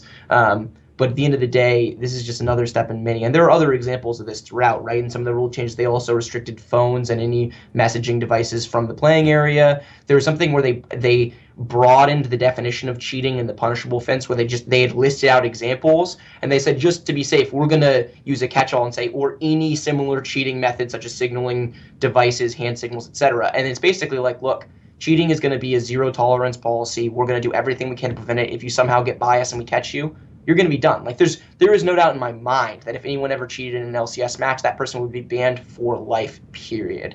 And it would not be a conversation. They don't care how many times, how much you reform your behavior, et cetera, how sorry you are. It would be over, because Riot really understands that if esports are going to continue to grow and have this legitimacy in the eyes of big industry, which it needs, quite frankly, right? I mean, if the next step in this growth is to have non-endemic sponsors coming into the field left and right, and you have examples here and there, it's protecting the competitive integrity of the game itself, and Riot really does a good job at this. And just to bring up what we were talking about off camera before we went into the show, obviously talking about match fixing, which is topical Right. at the moment. Riot have done a great work in that field. I mean, not just with this, you can't bring phones into a tournament area and stuff, which again is a hangover from the Brood War era where players would get flagged down with, the wands, to search for anything on you. They especially with all the match fixing that was going on there, they really wanted this environment to be as,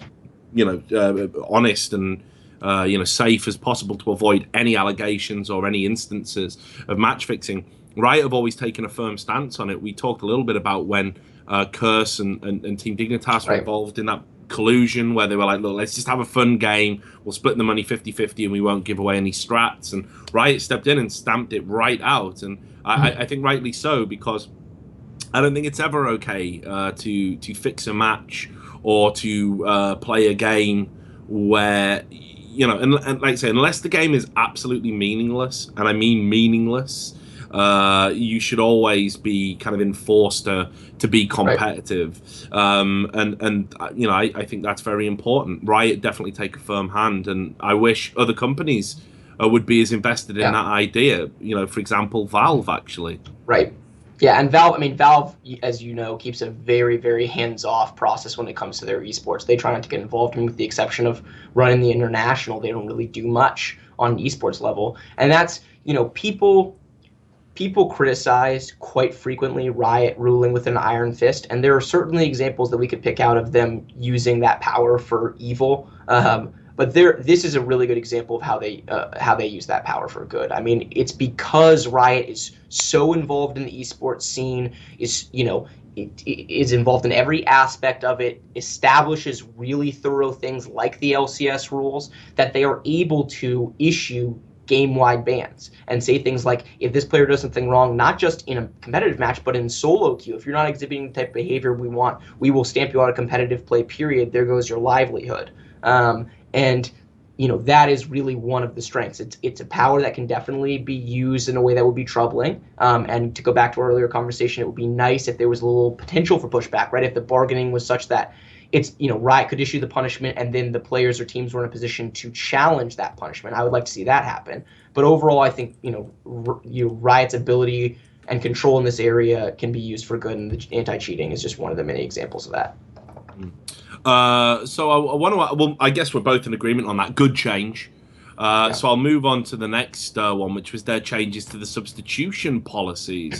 Now they've brought in a rule that says all substitutes must be currently ranked at Diamond 5 or above on the solo queue rank ladder to be eligible for inclusion on an LCS roster.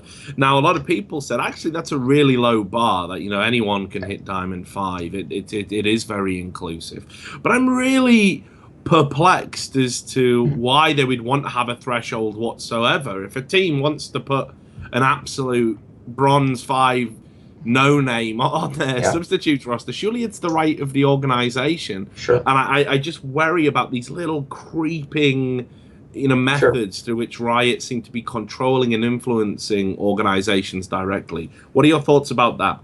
Yeah, so I had a similar thought. I didn't actually go to the point where I was thinking this was excessive control. I was concerned. I was like, what is the point of this rule? Basically, I was dumbfounded, right? So I read through these rules, like they come out for me, and it's like, Christmas, it's legal esports Christmas. Oh, LCS rules changed. Let's see what they did. And this one was the only one that I didn't understand at all. And so I messaged a couple of player clients and said, basically, can you help me out? What gives? Were players really doing this? And as it turns out, there were a few notable examples of teams who would appoint someone they had absolutely no intention of using as a sub. Examples ranged from famous cosplayers to girlfriends of key members of the teams in order to get those people LCS privileges. Right. And this was Riot's way of stamping that out, which I thought was pretty funny. So it's basically if you're gonna be a girlfriend of an LCS player and you want those privileges, you better at least be Diamond 5. Well, they've already had their elo boosted to Diamond 5 boyfriend, right? So, but no, I'm actually surprised about that. I had no idea that kind of thing went on. So yeah, that is a surprise to me. I mean, still, you're not alarmed at all at the principle that perhaps, for example, they could creep that up and say, well, actually, we only want the creme de la creme now to be part of LCS. So now you need to be Diamond 1 or higher. And then all of a sudden, teams are thinking, well, I don't know how I feel about that. Like, sure, he's Diamond 4 and he's not playing particularly well at the moment, but he's a beloved member of our team and we'd really like to keep him. And and to go even further, right, there are probably some examples, like Ginja, who notoriously played no solo queue. There were probably times when he didn't have like a better than Diamond 1 account, right? I could easily see that. Yeah, I don't know. Maybe I'm being naive about this particular change. From the people that I've talked to, it sounds like the change was really targeted at stamping out that particular problem where people were kind of abusing the substitute policy to take advantage of some of the LCS perks. And so, I personally right now, I am not concerned about an escalation of that. If this rule were to change at any point in time and they were to increase it at all from Diamond 5, Diamond 3 or whatever, I would start to agree with you, and I would say, yeah, I think this is a real problem because there are huge differences between solo queue and competitive play. There are lots of examples of great professional players who hate playing solo queue for a variety of what appear to me to be very good reasons. And so I don't like that imposition by Riot of forcing, because essentially it's an imposition of what you do on your free time, right? You could be an amazing player of the game and not play solo queue if you don't want to. But I think this was their simple fix for the problem that I was highlighting earlier, and I get that. But if it were to escalate at all, then yeah, I think we might start to have a problem. Okay, interesting. There was also another aspect to that rule, which was in the event of an emergency, a team is given up to 2 hours from the scheduled game start to find an immediate substitute. The previous policy was that if teams could not field a full roster in time for their LCS, they had to automatically forfeit. And we saw Copenhagen Wolves, I believe, with Coutard, I think it was, affected by this, where as far as they were concerned, they complied with everything that they needed to do. They had a very unfortunate circumstance that happened overnight. They weren't able to get in touch with Riot within the time frame that was allotted. And as a result, they were prevented. They had to auto forfeit the game, and obviously they went on to fight in relegations, which actually Copenhagen Wolves probably would have done that anyway. That's what they do. Okay. Ouch. Yeah. Well, no, I'm good friends with the owner. He won't mind. But the facts are facts. So. I actually have a little, because Richard's conspiracy theory brain has been working overdrive on this one. I actually think this isn't a rule for the benefit of the teams. I think it's for the benefit of Riot, because it's no secret they're looking at expanding their tour. And we've seen numerous instances where, on the one hand, they've tried to be heavy-handed with this policy towards teams like Copenhagen Wolves, and they're saying, as far as we're concerned, we've done no wrong and we've been penalized for it. And then we see situations like, hey, everyone, it's LCS Wembley and we haven't planned it, so no one's got any visas. Get fucked. But apparently that's okay to use substitutes there that are just cobbled together at the last minute and are no representation of the team that should have been competing whatsoever. So I think this ruling kind of is like, now there isn't that inconsistency within the league. People can't say, well, you enforce one thing, but you allow the other when it suits you. And now having that kind of rule, I believe organizations and teams will benefit, but equally it removes one area where you can criticize Riot.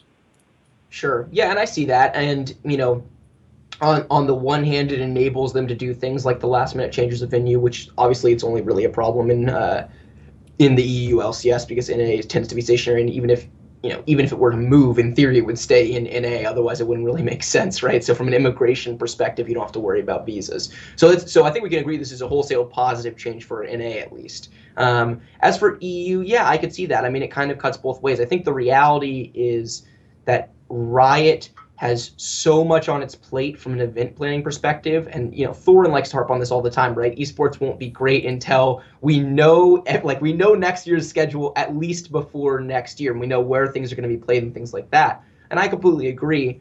And I would love to see a policy in these rules that said, we will give you, in the event that the LCS matches move from the regular venue, then Riot commits to providing a minimum of X number of weeks notice. And it would need to be, the problem is, right, it would need to be, I'm trying to think, I could tell you in the US that a standard visa process would be at least 6 weeks, right? But I don't know in the EU. I imagine it would vary by country. And I know like Gambit had huge issues with that because I think Russia was particularly slow. It definitely varies by country, and unfortunately, a lot of the countries where you could fast track it with a bribe, they're becoming legitimate now. So Damn, that's bribery's off the brutal. table. That's just Uh, brutal. yeah, it's not fair. Um, I mean, Russia used to be a very, before all these tensions, it used to be a very easy country again, fast track is the yeah, term I think everyone likes to use, to fast track a visa, because you could pay some sort of fee and the problems would disappear. Currently, it's actually easier, and this is based on people I spoke to recently. Apparently, it's meant to be easier to process a visa to get into China, if you can believe that, than it is to get into Russia with all of the border tensions and everything else that have sure. been going on. Sure. Yeah. So I guess I understand Conspiracy Richard's point to a certain extent about this enabling those kind of last minute venue switches and saying, well, hey, look, we might have made it impossible for you to field your actual starting roster, but at least we're going to let you field a roster. Yeah. I get that, but I think so. From my perspective, Riot, I think, does try as hard as they can to get these things out in advance. Sometimes it doesn't work, and we can criticize them for whatever, not having enough staff or level of preparation to figure this out enough in advance. That problem is going to exist. We're not going to fix that problem, right? And the LCS rules aren't going to fix that problem. So the reality of the situation is, at least they're enabling teams for the emergency cow chart situation to field a team. And if they are making it impossible and you find out the last minute visa is not going to get through, you don't have to forfeit. So is it a wholesale fix to what the problem you're describing? No, but at least it's maybe a step in the right direction. Well, I must ask then, because you say Riot aren't going to fix this problem, and I agree with you. I don't see how they ever could. In actual fact, this is a problem that existed before Riot's, they were around, before League of Legends was a thing. Yet Riot went out and certainly beat the drum very publicly, as I'm sure you're aware, about how players were getting these official athlete visas. That it was Riot we should all be thanking for getting esports and computer games being recognized as a professional sport. Players were going to be issued with P1 visas.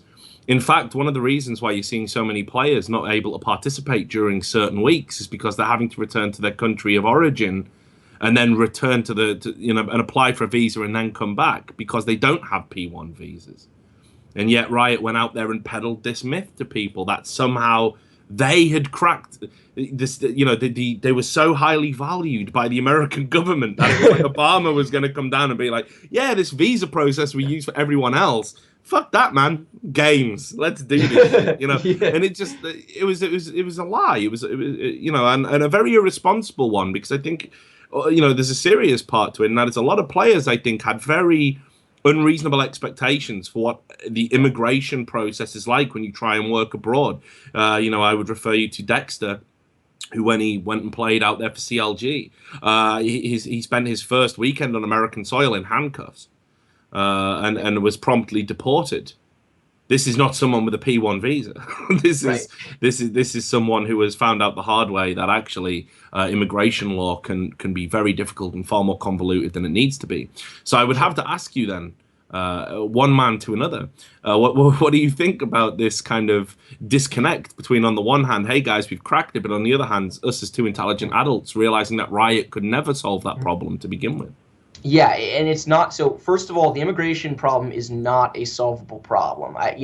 So P1 visas for esports stars actually predates League of Legends, as I'm sure you're aware. There weren't a lot of them, but there were certainly, Riot was not breaking new ground on that. What Riot was doing, however, which does aid, and what people I think don't realize, immigration law is unique in terms of other industries. And I don't practice immigration law, so what I'm going to be regurgitating some wonderful conversations I've had with the couple of immigration lawyers that I work with, because as you can imagine, a lot of my esports clients run into immigration issues, and I say, let me direct you to people who actually do this. And I've talked to them a lot about it, and I'm a lawyer, and I took immigration law in law school, so I kind of get some of the basic concepts. But the jumping off point for this conversation is, immigration law is perhaps the most fickle area of law. You are not going before a judge asking to objectively judge on a standard that is consistently applied. you are going before a consular officer. And there are great stories of literally two partners who are coming into the US to do the exact same job, that have the exact same background, and one of them getting approved for the visa and one of them getting denied.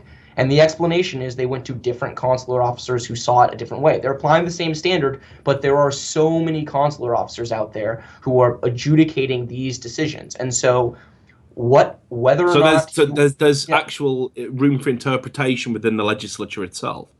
sure. I mean, so let's take, so a P1 athlete visa requires you to be an athlete.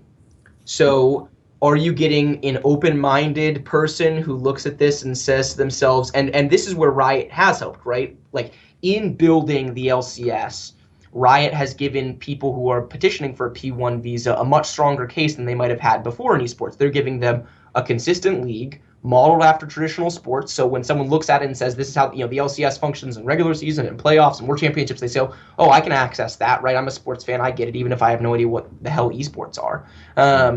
They're giving them crazy viewership numbers. They're giving them bigger salaries. They're, sponsorships are becoming better, all because of the infrastructure Riot's put in place. And Riot has, partnered with some immigration attorneys in the LA area who are very good at what they do and offer that kind of logistical support. So, it's not that Riot hasn't done anything on this. It's just it's an unsolvable problem to a certain extent. So you can prepare the best P1 visa petition in the world, and maybe it's going to be successful, a majority of the time, or 50% of the time, or whatever we want to go with. But that doesn't mean that you couldn't just get a consular officer who looks at this and says, video games for a living, sports, you've got to be kidding me, denied. And then your P1 visa's gone. So that's part of this. And as for the people going back issue, a lot of that stems from a team will hire a player at the last minute.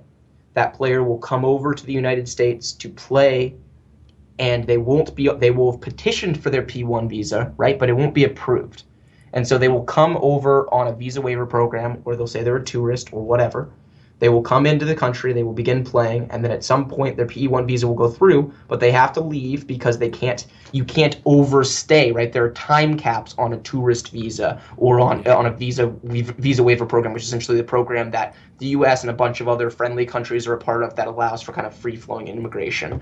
It's why you can, go from the US to Canada without having to, get a visa to go there. You can go there as long as you're on a short-term stay. And if you overstay, that's a real problem.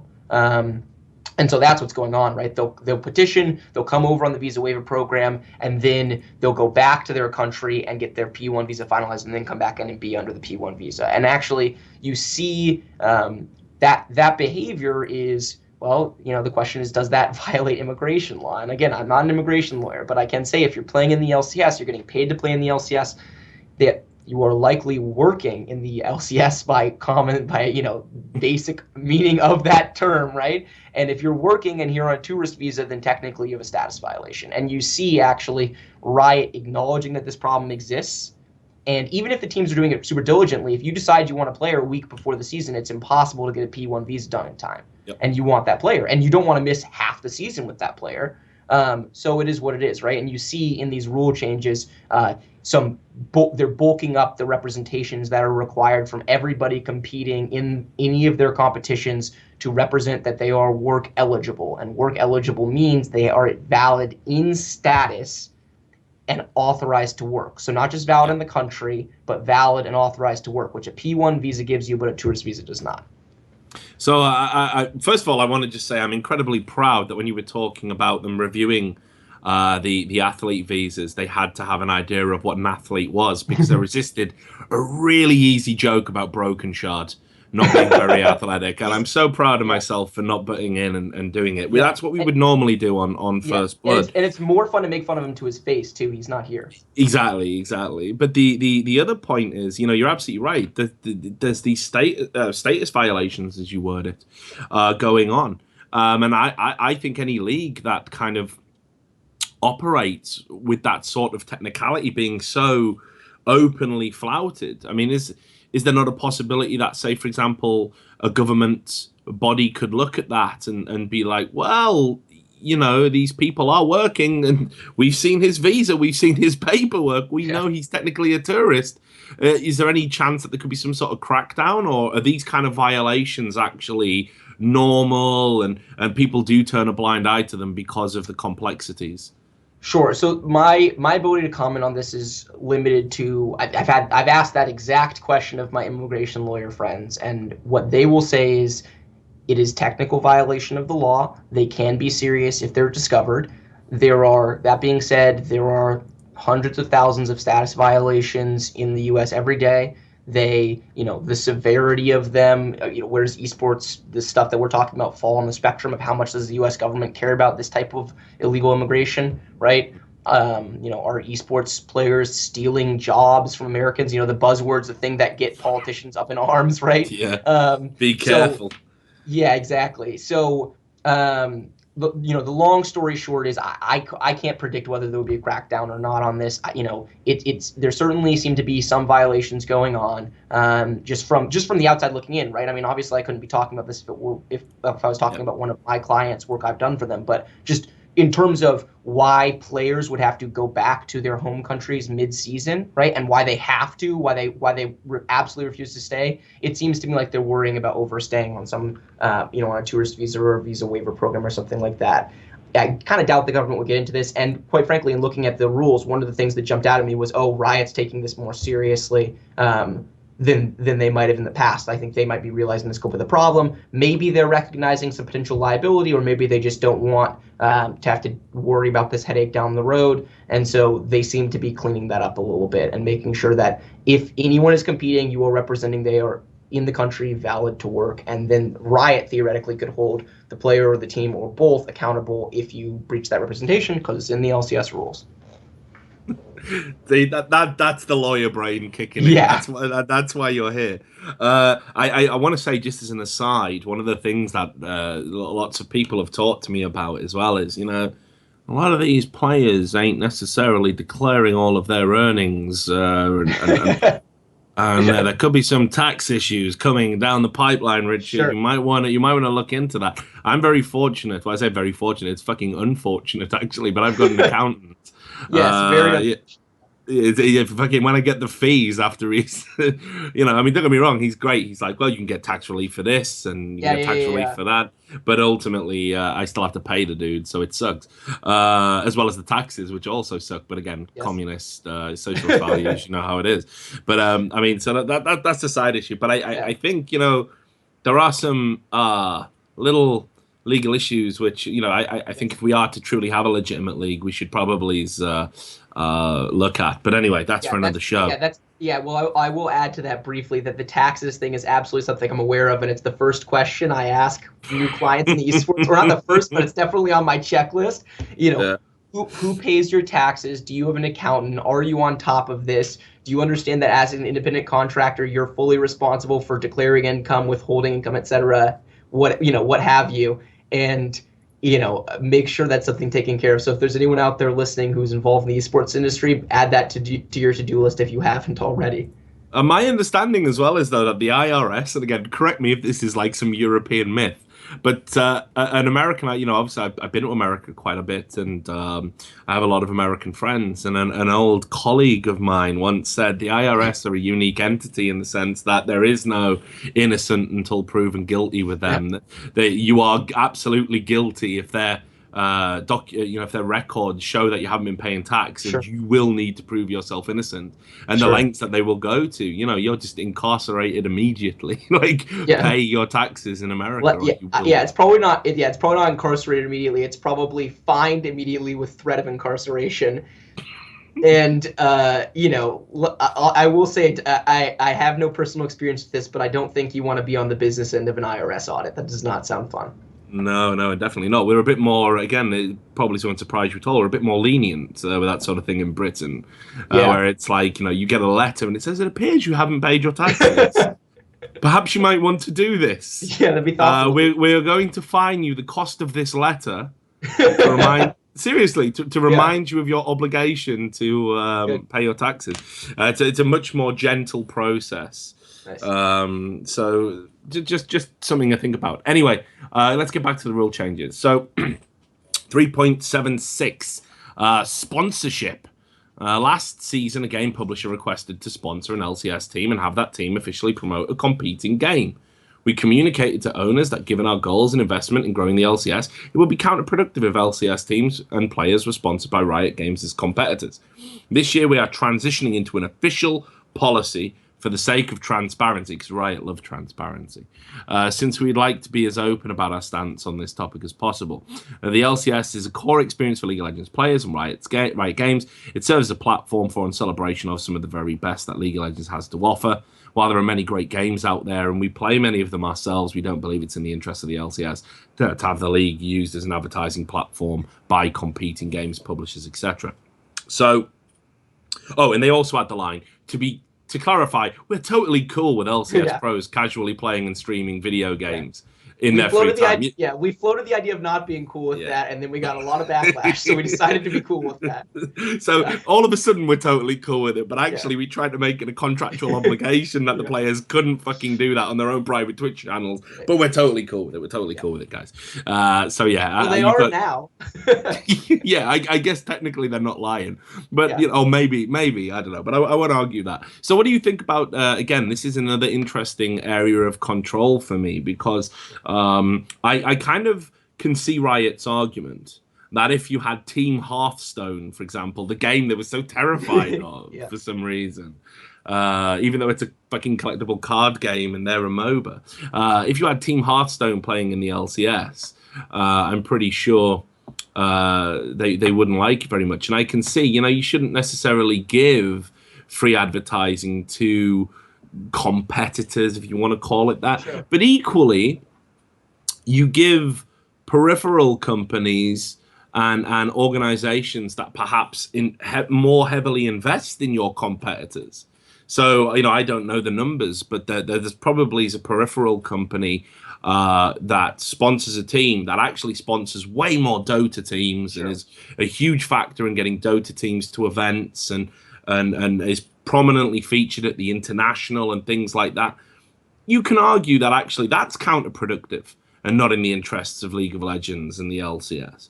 So when I saw this, I was kind of a little bit like, Again, I'm not worried about this rule itself. I'm worried about that it opens the door to leveraging, organizations and being a bit more controlling. What are your thoughts about that? Well, my initial thought is that you just gave him the beautiful blueprint, and Nick Allen sitting over there being like, ooh, that's a good argument. Like, next year's rule changes. Yeah, thank you, Richard Lewis. Much appreciated. As if Riot would listen to anything I have to say. No, that's a fair point. I think the chances that someone from Riot are tuning in relatively low. No, they watch every show, actually. Okay. There you go. Anyway, so...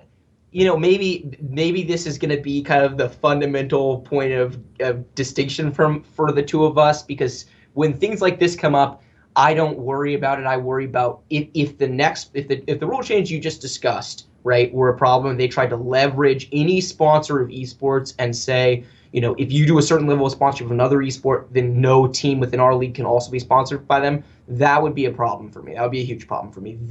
This particular rule, I don't mind, and I think maybe the big reason for this gap is one of the things they really beat out of you in law school is slippery slope arguments. Law professors will say you can make a slippery slope argument for everything. Let's talk about what this rule is, and then if you start slipping down the slope, then we'll argue that when the next rule comes. I don't have any issue, and it sounds like you don't either, with this particular rule that we don't want a competing game getting massive attention vis-a-vis Riot's investment in the broadcast and everything it's sunk into League esports, and from a business standpoint, if I was the person at Riot making this decision, I would want this rule in place too, and I wouldn't personally want to take it any further. I would say, in terms of sponsorship restrictions, no other games and no, anything that we deem to be kind of negative brand value, so alcohol, smoking, whatever. I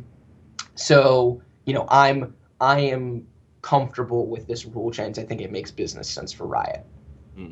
What about as well, though, the kind of idea that, so when the World's finals are on, one of the things that will happen is other subreddits will find posts at the top of their subreddit from League of Legends enthusiasts saying, hey guys, come watch the Worlds, we're all esports. We're all esports, yes. Okay, so Riot. I've never seen a Riot person post in one of those threads going, "Well, actually, we much prefer to be an island unto ourselves because we don't want to promote any other game. We certainly won't reciprocate. So we don't want you Counter-Strike fans or StarCraft fans or Dota fans coming and watching our tournament and boosting our viewing numbers because it would be disingenuous." See, I've never seen that argument. I'm not sure that's true actually. Like I think Riot would draw the line, and I think it's a sensible line to draw between fans of the different games supporting each other. All what's the saying? All boats sinking, ships rising, tides. There's a saying in there somewhere. Yeah, yeah, yeah. But I think the idea behind those Reddit threads is fundamentally different than having a Hearthstone or a Dota 2 patch on a LCS player's jersey while they're competing in the LCS. I mean, the LCS is something that Riot has invested very heavily to. It's a significant business commitment, and they've been amply rewarded for that, right? But I don't have any problem with them implementing limited sponsorship restrictions, and that they say, hey, you can go out and play these other games. You can stream these other games. You can go post on other threads and be active in other communities, whatever. Just don't have a monetary sponsorship for the sole purpose of promoting a competing game while you're on our broadcast. And I think that makes sense. Okay. I was kind of reaching there. I thought I'd try. Okay, so the next change, section 5.4, player and coach apparel, or apparel, depending on how you prefer to pronounce it. Yeah, the second pronunciation being the right one. Yeah, absolutely. I was hoping I was going to get away with that. Okay, fine. You've gone down in my estimation now, Bryce. Don't want to for a journalist to be corrected about English on his own show. It's very, very, very galling. But yes, that is correct. Damn you. We'll be requiring players to wear matching uniforms next season. In addition to leveling up the presentation of the league, uniforms promote team identity and make it easier for long-time fans and newcomers to distinguish between players on different teams and therefore root for them. We also want to emphasize the professionalism of coaches and distinguish them from players. So head coaches will be required to wear at least business casual attire during LCS days. So not a particularly significant rule change in my opinion. I did have a little bit of a chuckle about it. The idea of smart casual gamers. When you're a coach, you have to wear what you would wear for a job interview effectively. Sure. But it's interesting. Again, we're getting down to this idea of, again, enforcement of what you can wear. So we've seen players before perhaps wear mixed uniforms depending on their seniority within the team. Some people wear older jerseys. Some people don't wear the jerseys at all, or they obscure the jerseys.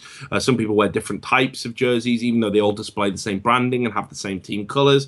Now we're saying it's got to be matching across the board. It's got to be your current jersey. It's got to be the jersey you effectively merchandise, or merchandise, I should say. Do you have any feelings about this particular rule change? Yeah, I do actually, and I think the last part you touched on is the key to this rule change. There are significant rumblings from people that I've talked to about Riot. Again, Riot likes to control every aspect of this, right? They try to be involved in every part of esports, and part of that is merchandising, and that's a significantly untapped source of revenue in esports. Of course, teams have merchandise, but it's not at the professional level that you would not. I mean, some of it is, right? Some jerseys are absolutely sick, and other jerseys are really low quality. Some have cool graphic designs and are like really nice material, and you feel like you could have, they feel like an NBA jersey or a football jersey or a soccer jersey or whatever. Some are not, and Riot recognizes this is if they mass produced high quality jerseys, that there is a market for them and money to be made, and this is the first step in that. And I know that there will be fights to come over how that's done economically, who controls those sales, what the percentage breakdown is in terms of how much Riot keeps versus versus the teams keeping versus the players keeping, how those divisions work. That is a legal problem that we'll talk about. I have no doubt sometime when it definitely comes up. Yes. But do you think there's any coincidence in this piece of this addition to the rules, this change? Do you think there's any coincidence between this and Riot's merchandising store being about to go live? I do not see a coincidence in that. No. I think I think that Riot's merchandising store now being live gives Riot the tools to, for example, want to control all jersey sales. And, if it started to do that, I have no doubt that the jerseys would sell more jerseys. And the question is just how much value is Riot adding there? Because obviously when someone buys a Cloud9 jersey, they're not buying it, or a TSM jersey or whatever, right? And, an Elements jersey, although God, the new Elements branding, they're not buying it because of Riot. They're buying it because they like that team, and they're buying it because of that team's brand. And so I think that it's not a coincidence. I think it's something we're going to be facing, and I will be curious to see how it shakes out. And going back to our, collective bargaining, disparity in bargaining power conversation from earlier, it's harder to fight. If, say, Riot wanted to take over tomorrow and say, you are no longer allowed to sell your jerseys. We're going to have hire graphic designers. They're going to create everyone's jersey. You're going to have limited approval rights over them. You choose your color scheme or, your logo or whatever, and then we're going to design the jerseys. We're going to sell them all, and this is your cut. If they did that, right, they could do that. They could make, you're not allowed to participate in the league unless you seed, in their eligibility form, you seed the rights to sell your own jerseys. We have exclusive rights, whatever.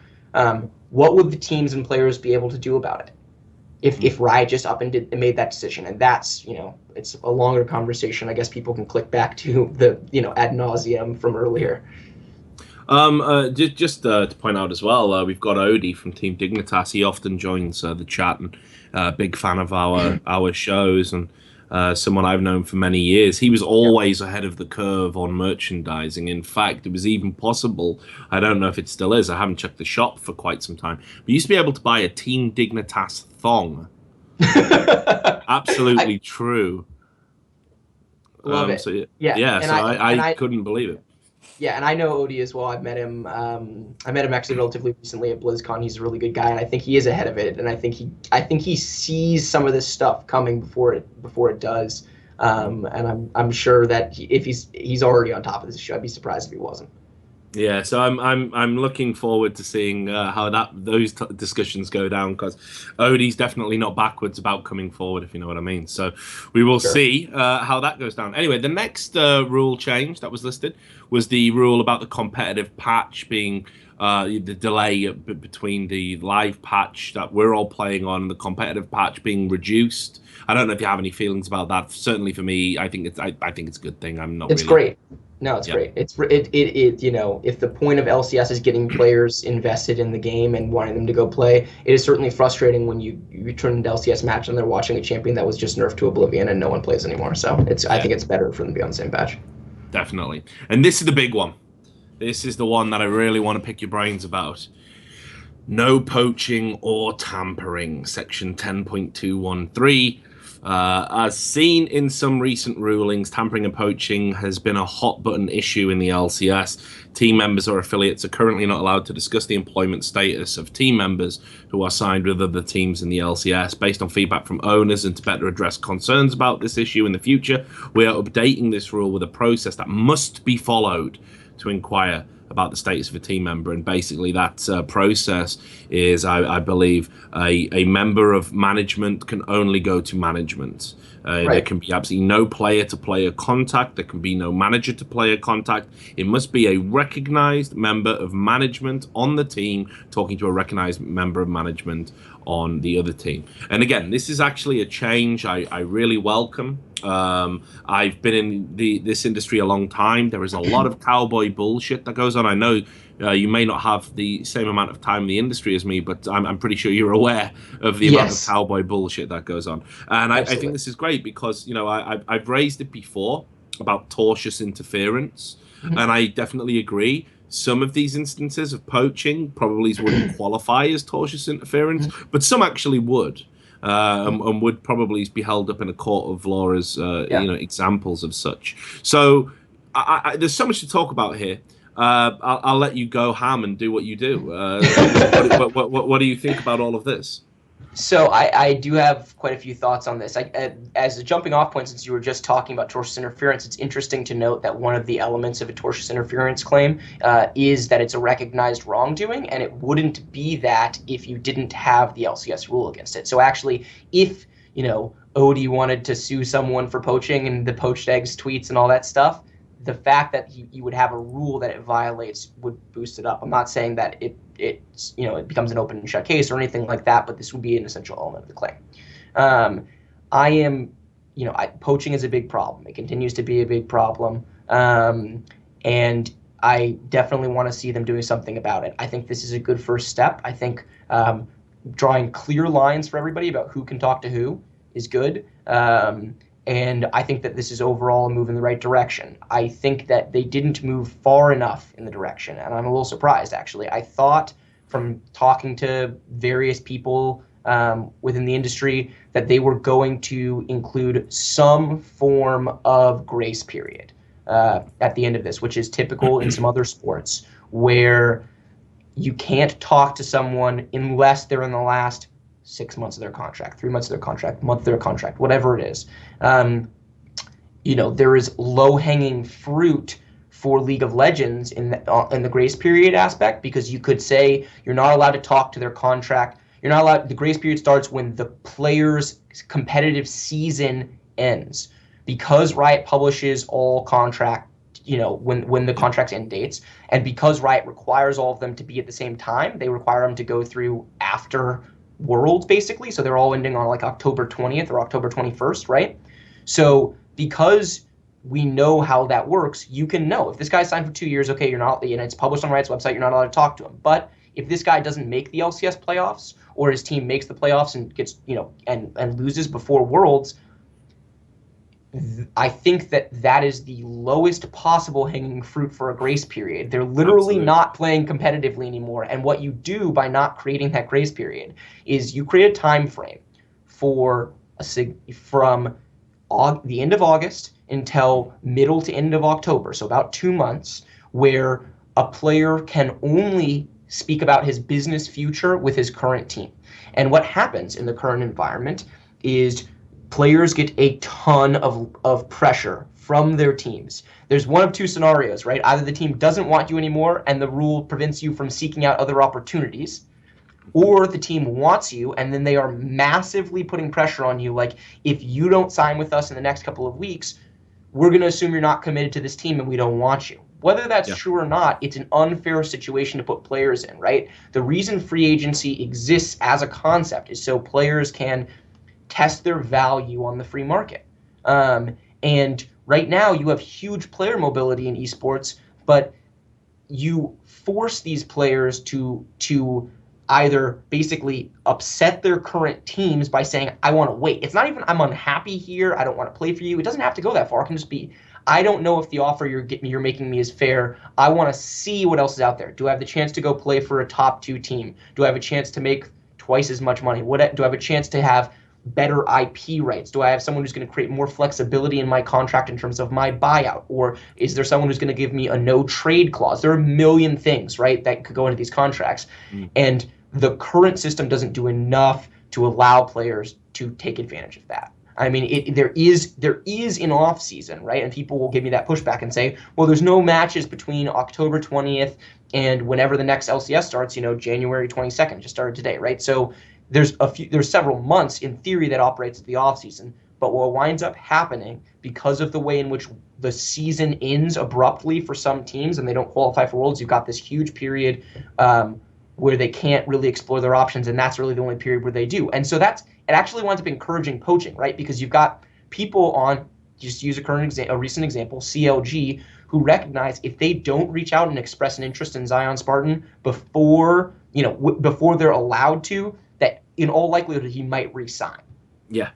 And so it's bad for everybody. Exactly. And this is the key point, isn't it? How do you know what you can actually acquire if asking about it is this sort of has to be done, in a very clandestine manner? I definitely agree there should be some sort of clearer definitions, and again, it brings soccer back into the equation.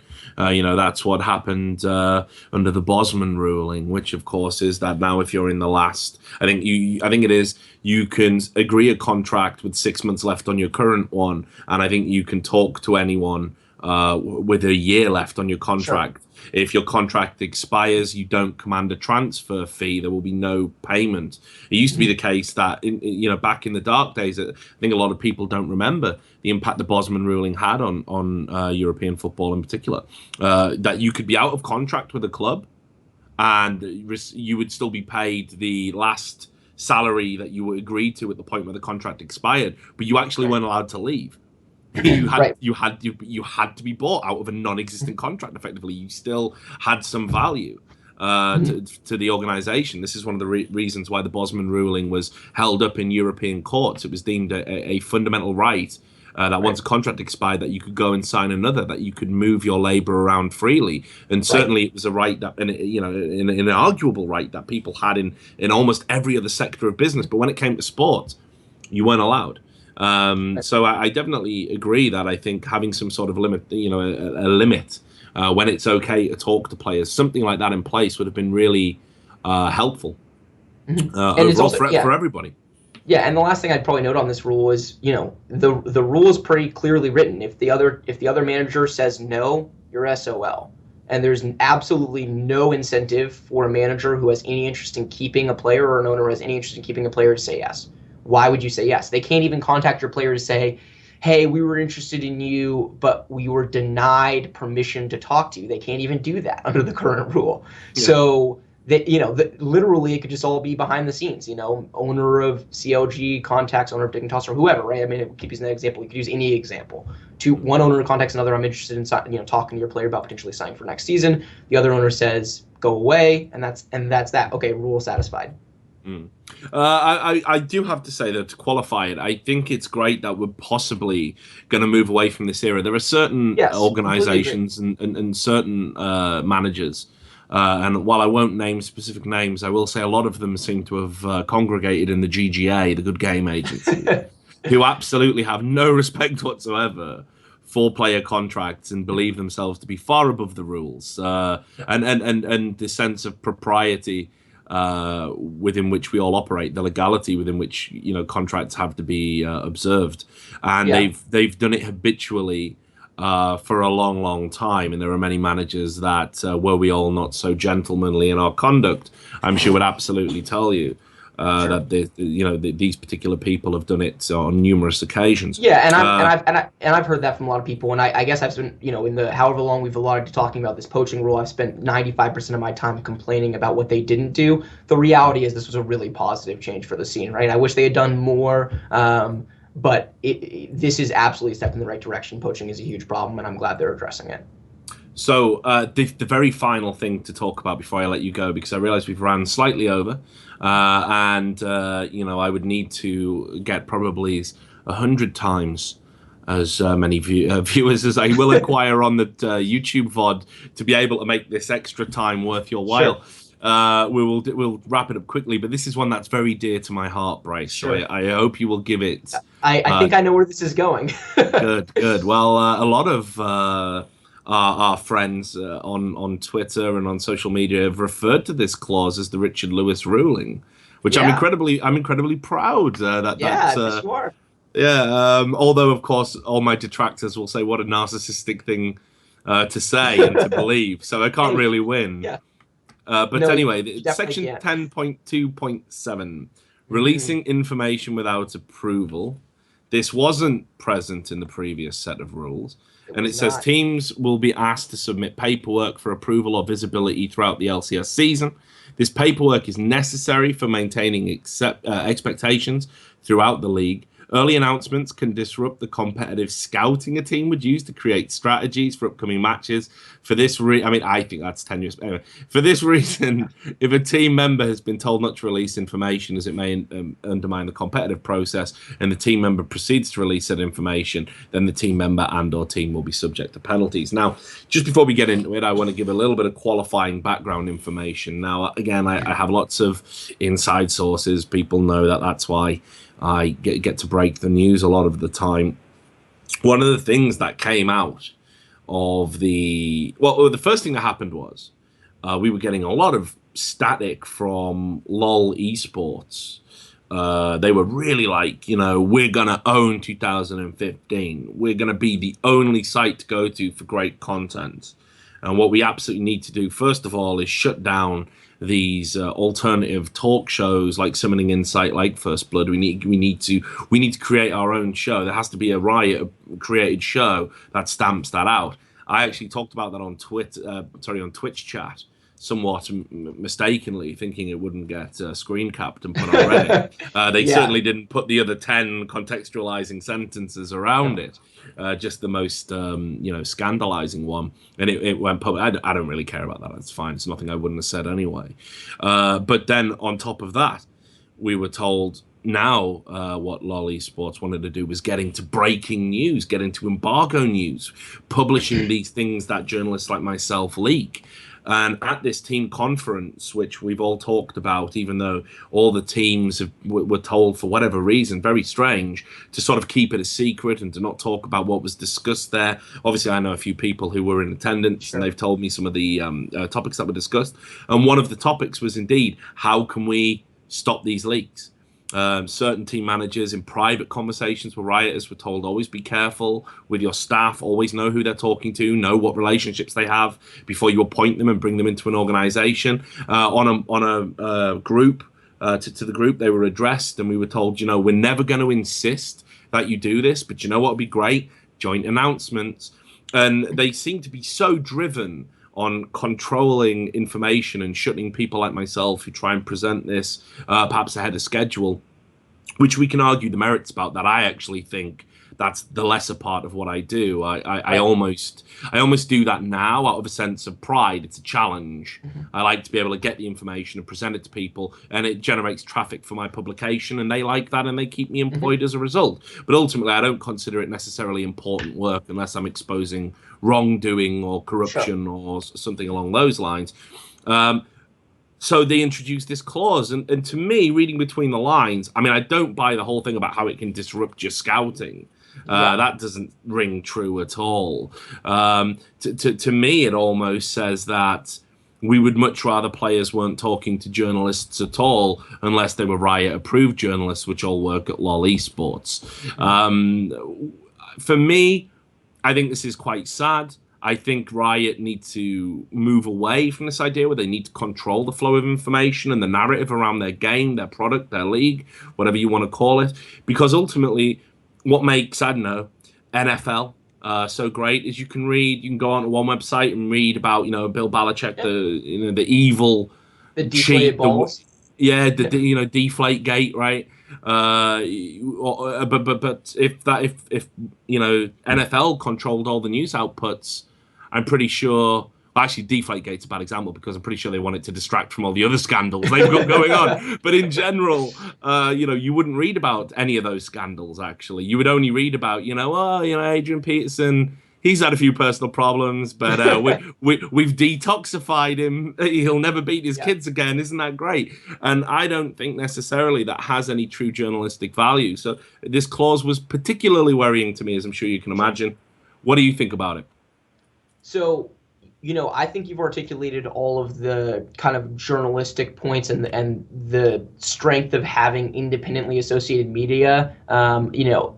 The reality, I mean, not to get too constitutional on anyone, right? But the reality of free media, right, is the whole point is that it's supposed to act as a watchdog and it's supposed to be independent. That's the whole point. If it wasn't independent and you control the flow of information, there's a different word for that, and it is called propaganda. And I'm not saying that Riot would block any negative news about the scene from ever coming forward. I don't think that would be the case. But I think that whenever situations like this that try to restrict the flow of information come up, we need to be weary about this. Maybe my senses are going to be tingling a little bit more about this than they are about some of the other rules that you talked about, where it's like, or what's the next rule coming up?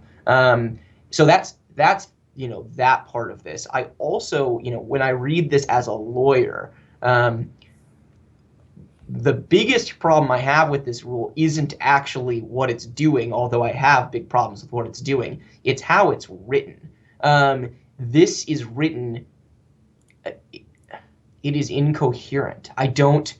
So I break this down. I have to, like, in order for my brain to process this, right, I break it down into 3 parts. So there's the first 2 sentences of 10.2.7, which say teams will be asked to submit paperwork for approval or visibility throughout the LCS season. This paperwork is necessary for maintaining expectations throughout the league. Okay, so what paperwork are we talking about? Like, what do my clients actually submit to Riot? Okay, they submit Teams submit team participation agreements. They sign eligibility forms. They submit player summary sheets. They don't actually submit the contracts. Riot wants a level of separation, right? They don't want player contracts. They want like a summary of, and they've talked about this publicly before, of, you know, the key areas of the contract, what, you know, what's going on with that. And just so they're aware of, you know, what certain key points of individual player contracts. So that's what they're submitting. So that's what they're keeping tabs on.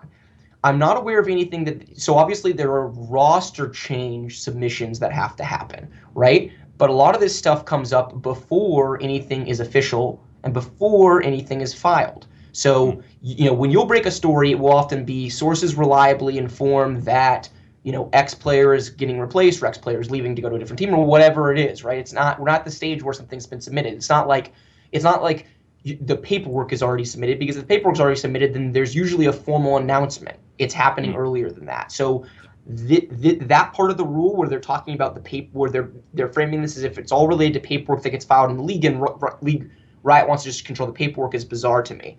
Then there's this sentence which makes no sense in the middle of it. The early announcements can disrupt the competitive scouting of a team, or the early announcements can disrupt the competitive scouting a team would use to create strategies for upcoming matches. I think what that is trying to say is if you leak the information about who's going to be on the other team before it's official, it will allow them to prepare for that team. Maybe it alters your preparation for the picks and bans phase, right? I mean, if Power of Evil is traded, like maybe you weren't planning on banning Syndra, but now you should. Like we learned that lesson yet again today. So, you know, I guess I see where that's coming from, but I don't think that that's actually the concern with this at all. I don't think anyone is really, I mean, and it's always going to be, it's always, in order for this trade to go through, there are rules about how long in advance of matches you have to, you know, there's a trading period. There are rules about when trades can happen. It's not like teams are being sneak attack traded and you're going to be, the leaking of this information is going to give the other team an unfair competitive advantage. No, like if a trade goes through, the other team is going to know about it well in advance. They're going to be able to prepare about it well in advance, even if it's not announced till after the paperwork has gone through. So I think that's kind of a red herring in this. Okay, so then so then we get to the third part of this, which is the most problematic for me, right? So I'm a lawyer. I parse words and language, and we need to be very precise about what we say. And despite the fact that all of these part 1 and part 2 comes before, we would call it a preface. I would refer to it as a preamble, right? Yep. Nothing in the first 3 sentences is establishing a rule. Nothing in the first 3 sentences is saying what teams have to do, what they may do, what they can do, what they cannot do, right? If this were in a contract, it would be at the very top, it would be a prefatory clause that says, whereas the teams file paperwork and whereas this is crucial to, you know, understanding the scouting, blah, blah, blah, be it enacted, right? And then this is what we actually care about. This is the law. This is what the parties are agreeing to, or this is the law that's being set forth. So while we have that above context, we have a rule. And what the rule says is, for this reason, if a team member has been told not to release information, any information, not information relating to these forms, not information related to a specific subset of things that Riot's trying to control, as it may undermine the competitive process, and the team member proceeds to release said information, then the team member and or team will be subject to penalties. Okay, so 2 big issues with this. 1, information, not defined. Information is a very broad category of things. It could relate to anything.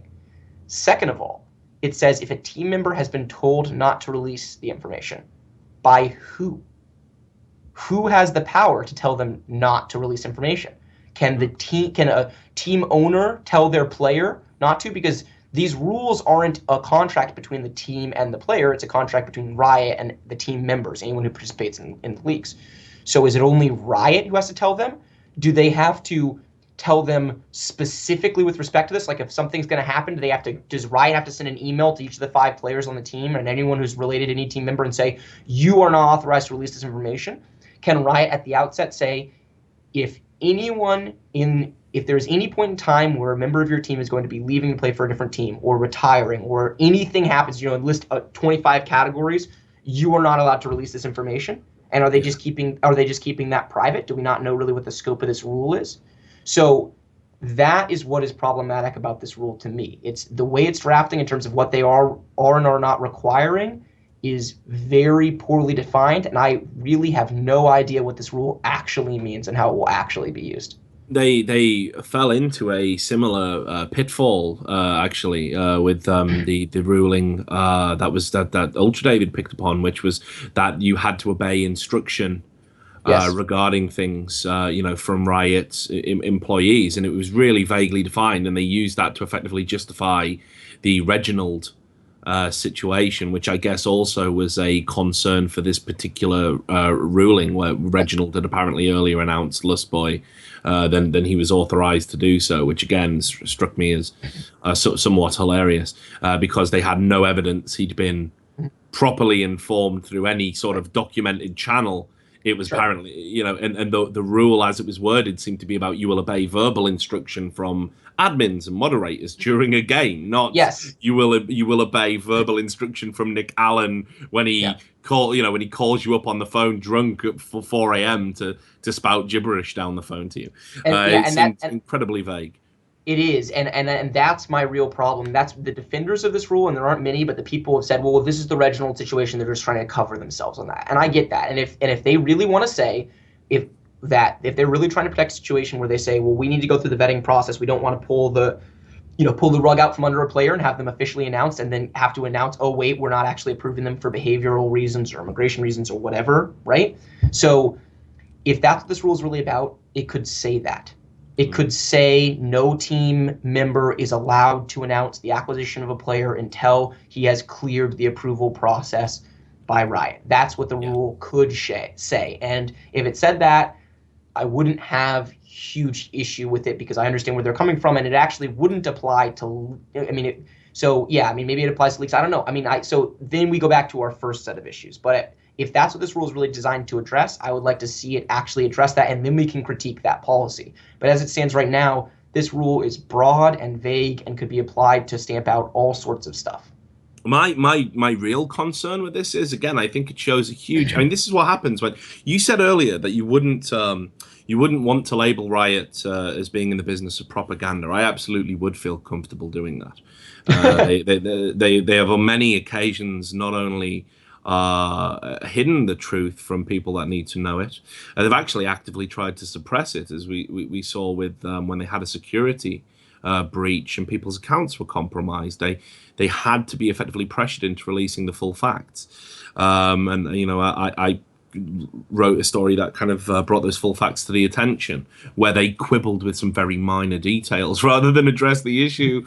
They'd effectively lied about a security Right. breach. So I would call them propagandists. And certainly when it comes to the matter of their league and the way that they want people to write about their game, there's certainly some very dubious, how should I put it? There's coverage on some big websites that looks more like native advertising to me, rather than legitimate critical writing, journalistic writing.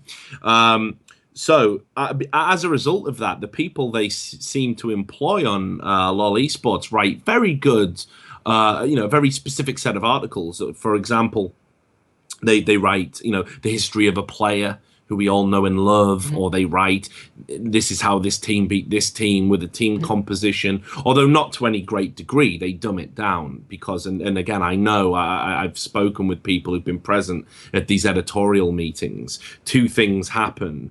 If it's aimed at too high a level, it isolates low level players, so you absolutely can't even, on their own website, they will not allow the writers to analyze the game at a high level. They will not allow them to do that.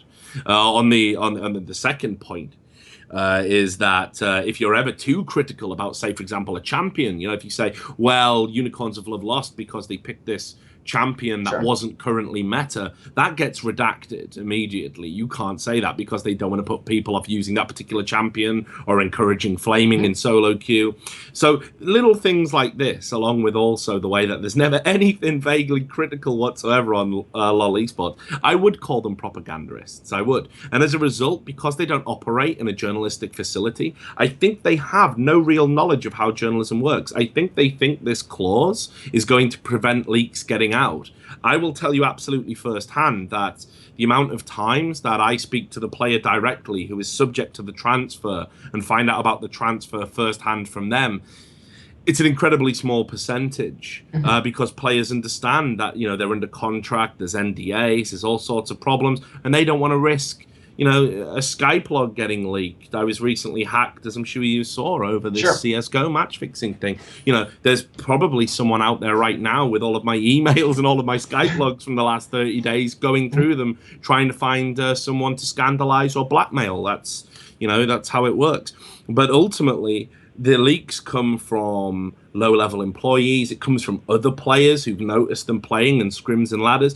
There's so many different ways to get the information that this Right. clause won't stamp it out. And what I'm truly worried about is that if I get wind of player X moving to team Y ahead of time and I report it, that what Riot's approach is, well, it must have come from the player or the organization who are obliged to control the player. So we're going to penalize them anyway, even though it was nothing to do with them. And all of a sudden it creates this culture of fear. And people like myself who have the boldness and dare write this embargo news instead of being like everyone else who want to just get on the Riot teat. How can I work for you guys? Because I heard you pay $400 an article or something. It's 200 actually, I think. But it's high pay for writing in esports.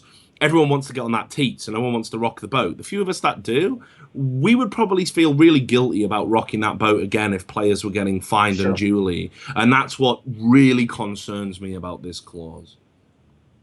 Sure, and you definitely have more experience in that field than I do.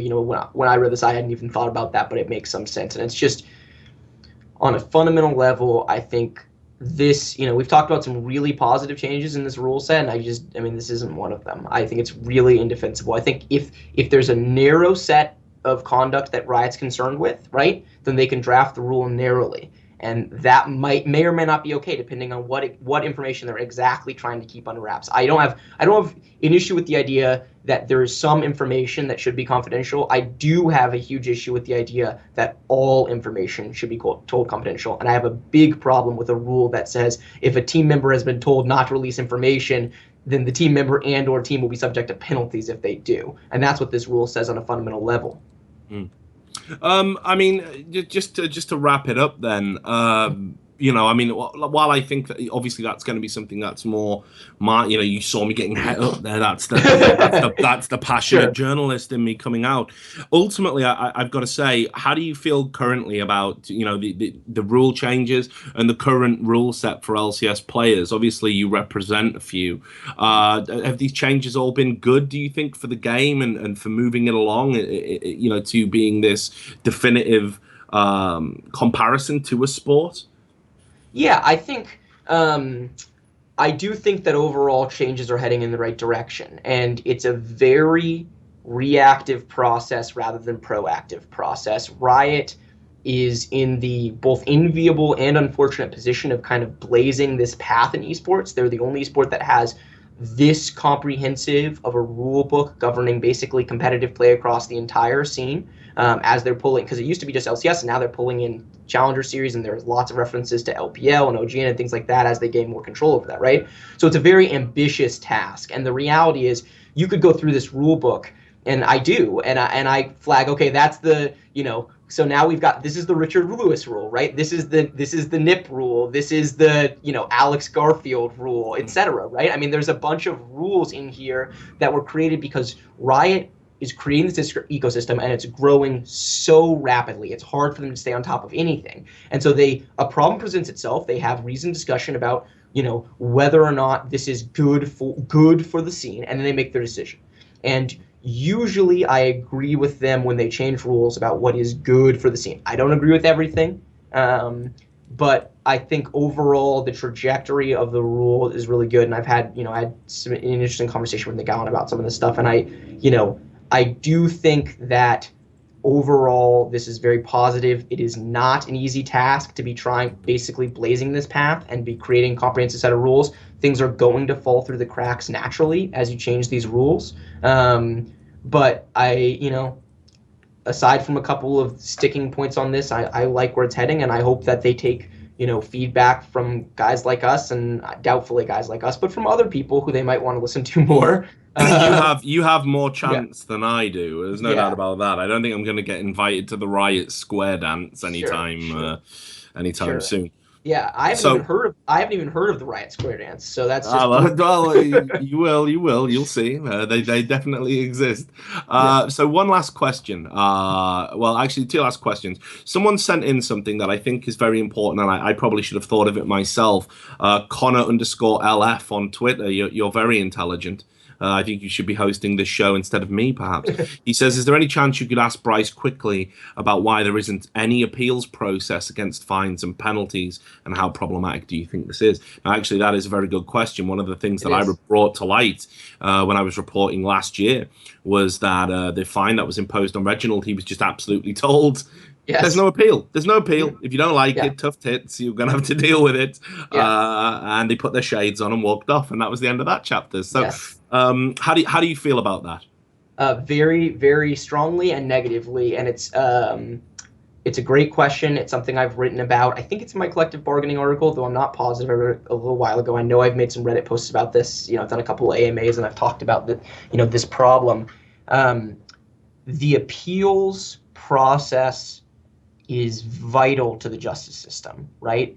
Judges, juries get things wrong. And right now, in the current system, Riot writes the rules, enforces the rules, acts as judge and jury when something goes wrong, and it is a final decision. And that's just justice isn't done that way. And I'm not saying that I disagree with the vast majority of decisions Riot makes. And as someone who works in this space, what I frequently find is that what becomes public is not what actually happened, right? And the version of the story that gets released, whether it's from Riot, the official version, or someone else, yeah, Riot, I think, is heading in the direction of transparency with some of these decisions they make, but not for all of them, particularly for controversial ones like the Reggie decision, right? And when they get real pushback on a decision, they just don't respond, right? I was kind of surprised that it was just like, this is our decision. They didn't even say live with it, no appeal. It was all told to him behind the scenes, and we just moved on, right? And I absolutely think there needs to be an appeals process. I think it needs to be before some form of neutral third party, and that's not easy to create. I don't know if you're actually going to go formal judicial and require something like arbitration, which I could talk about, but just Google it. Or some independent neutral body that is comprised of influencers from within the scene who, there's an election process where teams nominate people to be a part of this, right? You can nominate anyone who's not currently employed by an existing team, an influencer, or you could have people who are part of an existing team, right? You could have owners or managers or whoever. I don't care. Just as long as they don't work for Riot and there's some neutral body. Obviously, you wouldn't want someone who's the owner of a team presiding over a penalty that was imposed on a member of that team. That's pretty straightforward logic. But I would feel much better if you assembled a panel of 3 people, influencers in the scene, who would get 100% access to the information, even if it's not all being made public. Hear arguments from Riot. Someone represents Riot, whether it's Nick Allen and all of these. He's like the prosecutor in this, right? He's the person who makes the decision. So he comes and says, "This is all the evidence. This is why I made the decision. And here's why I think it should be upheld." And then the person who's penalized comes and has the opportunity to make their case, and then the neutral party either upholds it or doesn't uphold it. And I think that even if that, I just think that would go a long way towards improving the types of decisions that Riot makes. It is stretched so thin on so many of these areas that it's just impossible to get it right all the time. And I don't think it does anything for Riot's legitimacy if it makes a decision and it gets overturned. I really don't. I think that's part of the process. There are plenty of great judges out there that get overturned on appeal, and it doesn't mean that they're bad judges. It just means that they're human, and someone else might see it a different way when they're not directly involved in that situation, which Riot is for all of these. Great. Well, again, echoes my sentiments exactly, and I want to say that I'm absolutely up for offering my services to Riot. I need somebody that's Yeah, completely impartial and yeah, arbitrary. yeah. Ditto. Uh, Also, as well, I'm starting to become convinced that Nick Allen isn't real, because I think he's just the face of all the decisions. He's not a real he's human being. yeah. He's like I the don't Bin know. Laden Yeah, of yeah, just yeah. created. He's been It was dead for hard. years. Yeah, it was hard for me. I met him for the first time in person, like I can't remember 3 or 4 months ago, and he's like really good guy. And we had a great time, kind of waxing philosophical about LCS rules and things, which, as you can imagine, is something I love to geek out on. But I don't have a huge audience for this conversation, right? Not a lot of people want to talk about this stuff with me. So it was really interesting to hear his perspective. And it's like, God, not Darth Vader. This is brutal. Mm. Well, look, I got to say, Bryce, I know we've really run over for time, but look, I'll say it. It may not have been our highest viewership. It's still quite good. I must confess, better than I expected. But I think for over 2 hours, we've really thrashed this out. I think we've addressed some vitally important concerns, and I think all the people who've watched have had a really, certainly an informative experience. And I'm sure the people watching the VOD right now will agree with that wholeheartedly. So let me thank you on their behalf and on my behalf for coming on the show. The final question that I must ask you, this is vitally important. Yes. Right, if I was a lot of pro players watch this show, they like to see if I badmouth them or not. And that's about it. That's the only reason they tune in. But if a player wanted to acquire your services, or even if someone a little bit lower down the what's it called, the social strata, wanted to get in touch with Bryce Blum and go over a contract they were thinking about signing or something, how would they go about doing that? How would they get in touch to utilize your experience for their benefit? Sure. Well, first, thanks so much for having me. It's been awesome. Like I said, I really do genuinely enjoy geeking out on this stuff, and it's fun to have dialogue about it with someone who's as experienced in this and is as opinionated about it as you are. Oh, thank you. So I've really actually enjoyed the process. The time has flown by for me. And in terms of getting in touch with me, I'm fairly active on social media. You can find me on Esports Law. I have a small but growing following. I've only had Twitter for a few months, so I guess it's not really that bad. You'll get there. Yeah, You'll get there. Yeah, exactly. My girlfriend gives me some shit about it because she does like comms and social media stuff, so she's kind of my behind the scenes like SEC guru, I guess you would say. Anyway, so you can find me at Esports Law on Twitter, which I think is on the overlay. You can email me. My email is on my Twitter. It's on my little bio, but if you're too lazy to go there, it's just my name, Blum, BLUMB at foster.com, which is the law firm I work at in Seattle. Shout out to anyone from Foster Pepper who actually stayed to the end of this and watched this. So yeah, I mean, look, I hope we've highlighted some key issues to think about. I absolutely no pressure to use me as your attorney. I think the really important thing that I want people to start to understand is that attorneys can add value. We are not soul-sucking evil. Well, okay, some of us are, but not all of us are bad. There are a lot of negative connotations about attorneys, and every time I post something on Reddit, I see those comments in droves.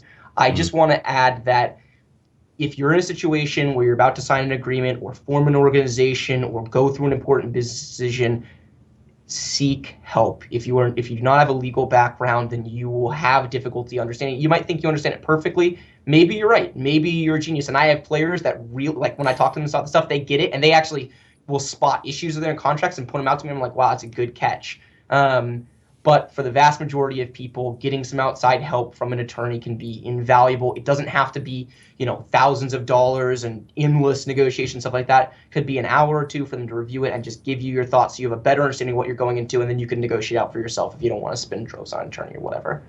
So yeah. Well, awesome. And I certainly wish you every success. I know me and you are going to work together more often in the future. And certainly thanks. Absolutely. And thanks very much for giving us your time on this show. Now, I know to all of the viewers out there, this was a departure. I didn't really tell you what we were going to do. It was a bit naughty of me to make you think it was going to be memes and fun and games. But we've had some laughs and we think it's been entertaining. Now, what I'm going to do for you guys out there, because I'm so generous and I'm the kind of guy who just lives to give, tomorrow when all the European fixtures are kind of wrapped up, me and Broken Shard are going to jump on and do a show, just the two of us analyzing what we've seen in terms of results. He's already had a what I would call a virtual hard-on all day because his predictions about Fnatic proved to be accurate. I think it could be the first time in the history of the show that Ram has actually been right. So we are going to return tomorrow at a very similar time, LCS broadcast dependent, and we'll probably do something similar with NA in a couple of days as well. So I want to thank everybody for tuning in. If you're watching on the VOD, again, thanks a lot for your continued support. A final thank you to Bryce. Thanks to all the viewers. That was First Blood, and we will see you tomorrow at the same time. I've been Richard Lewis. See you then.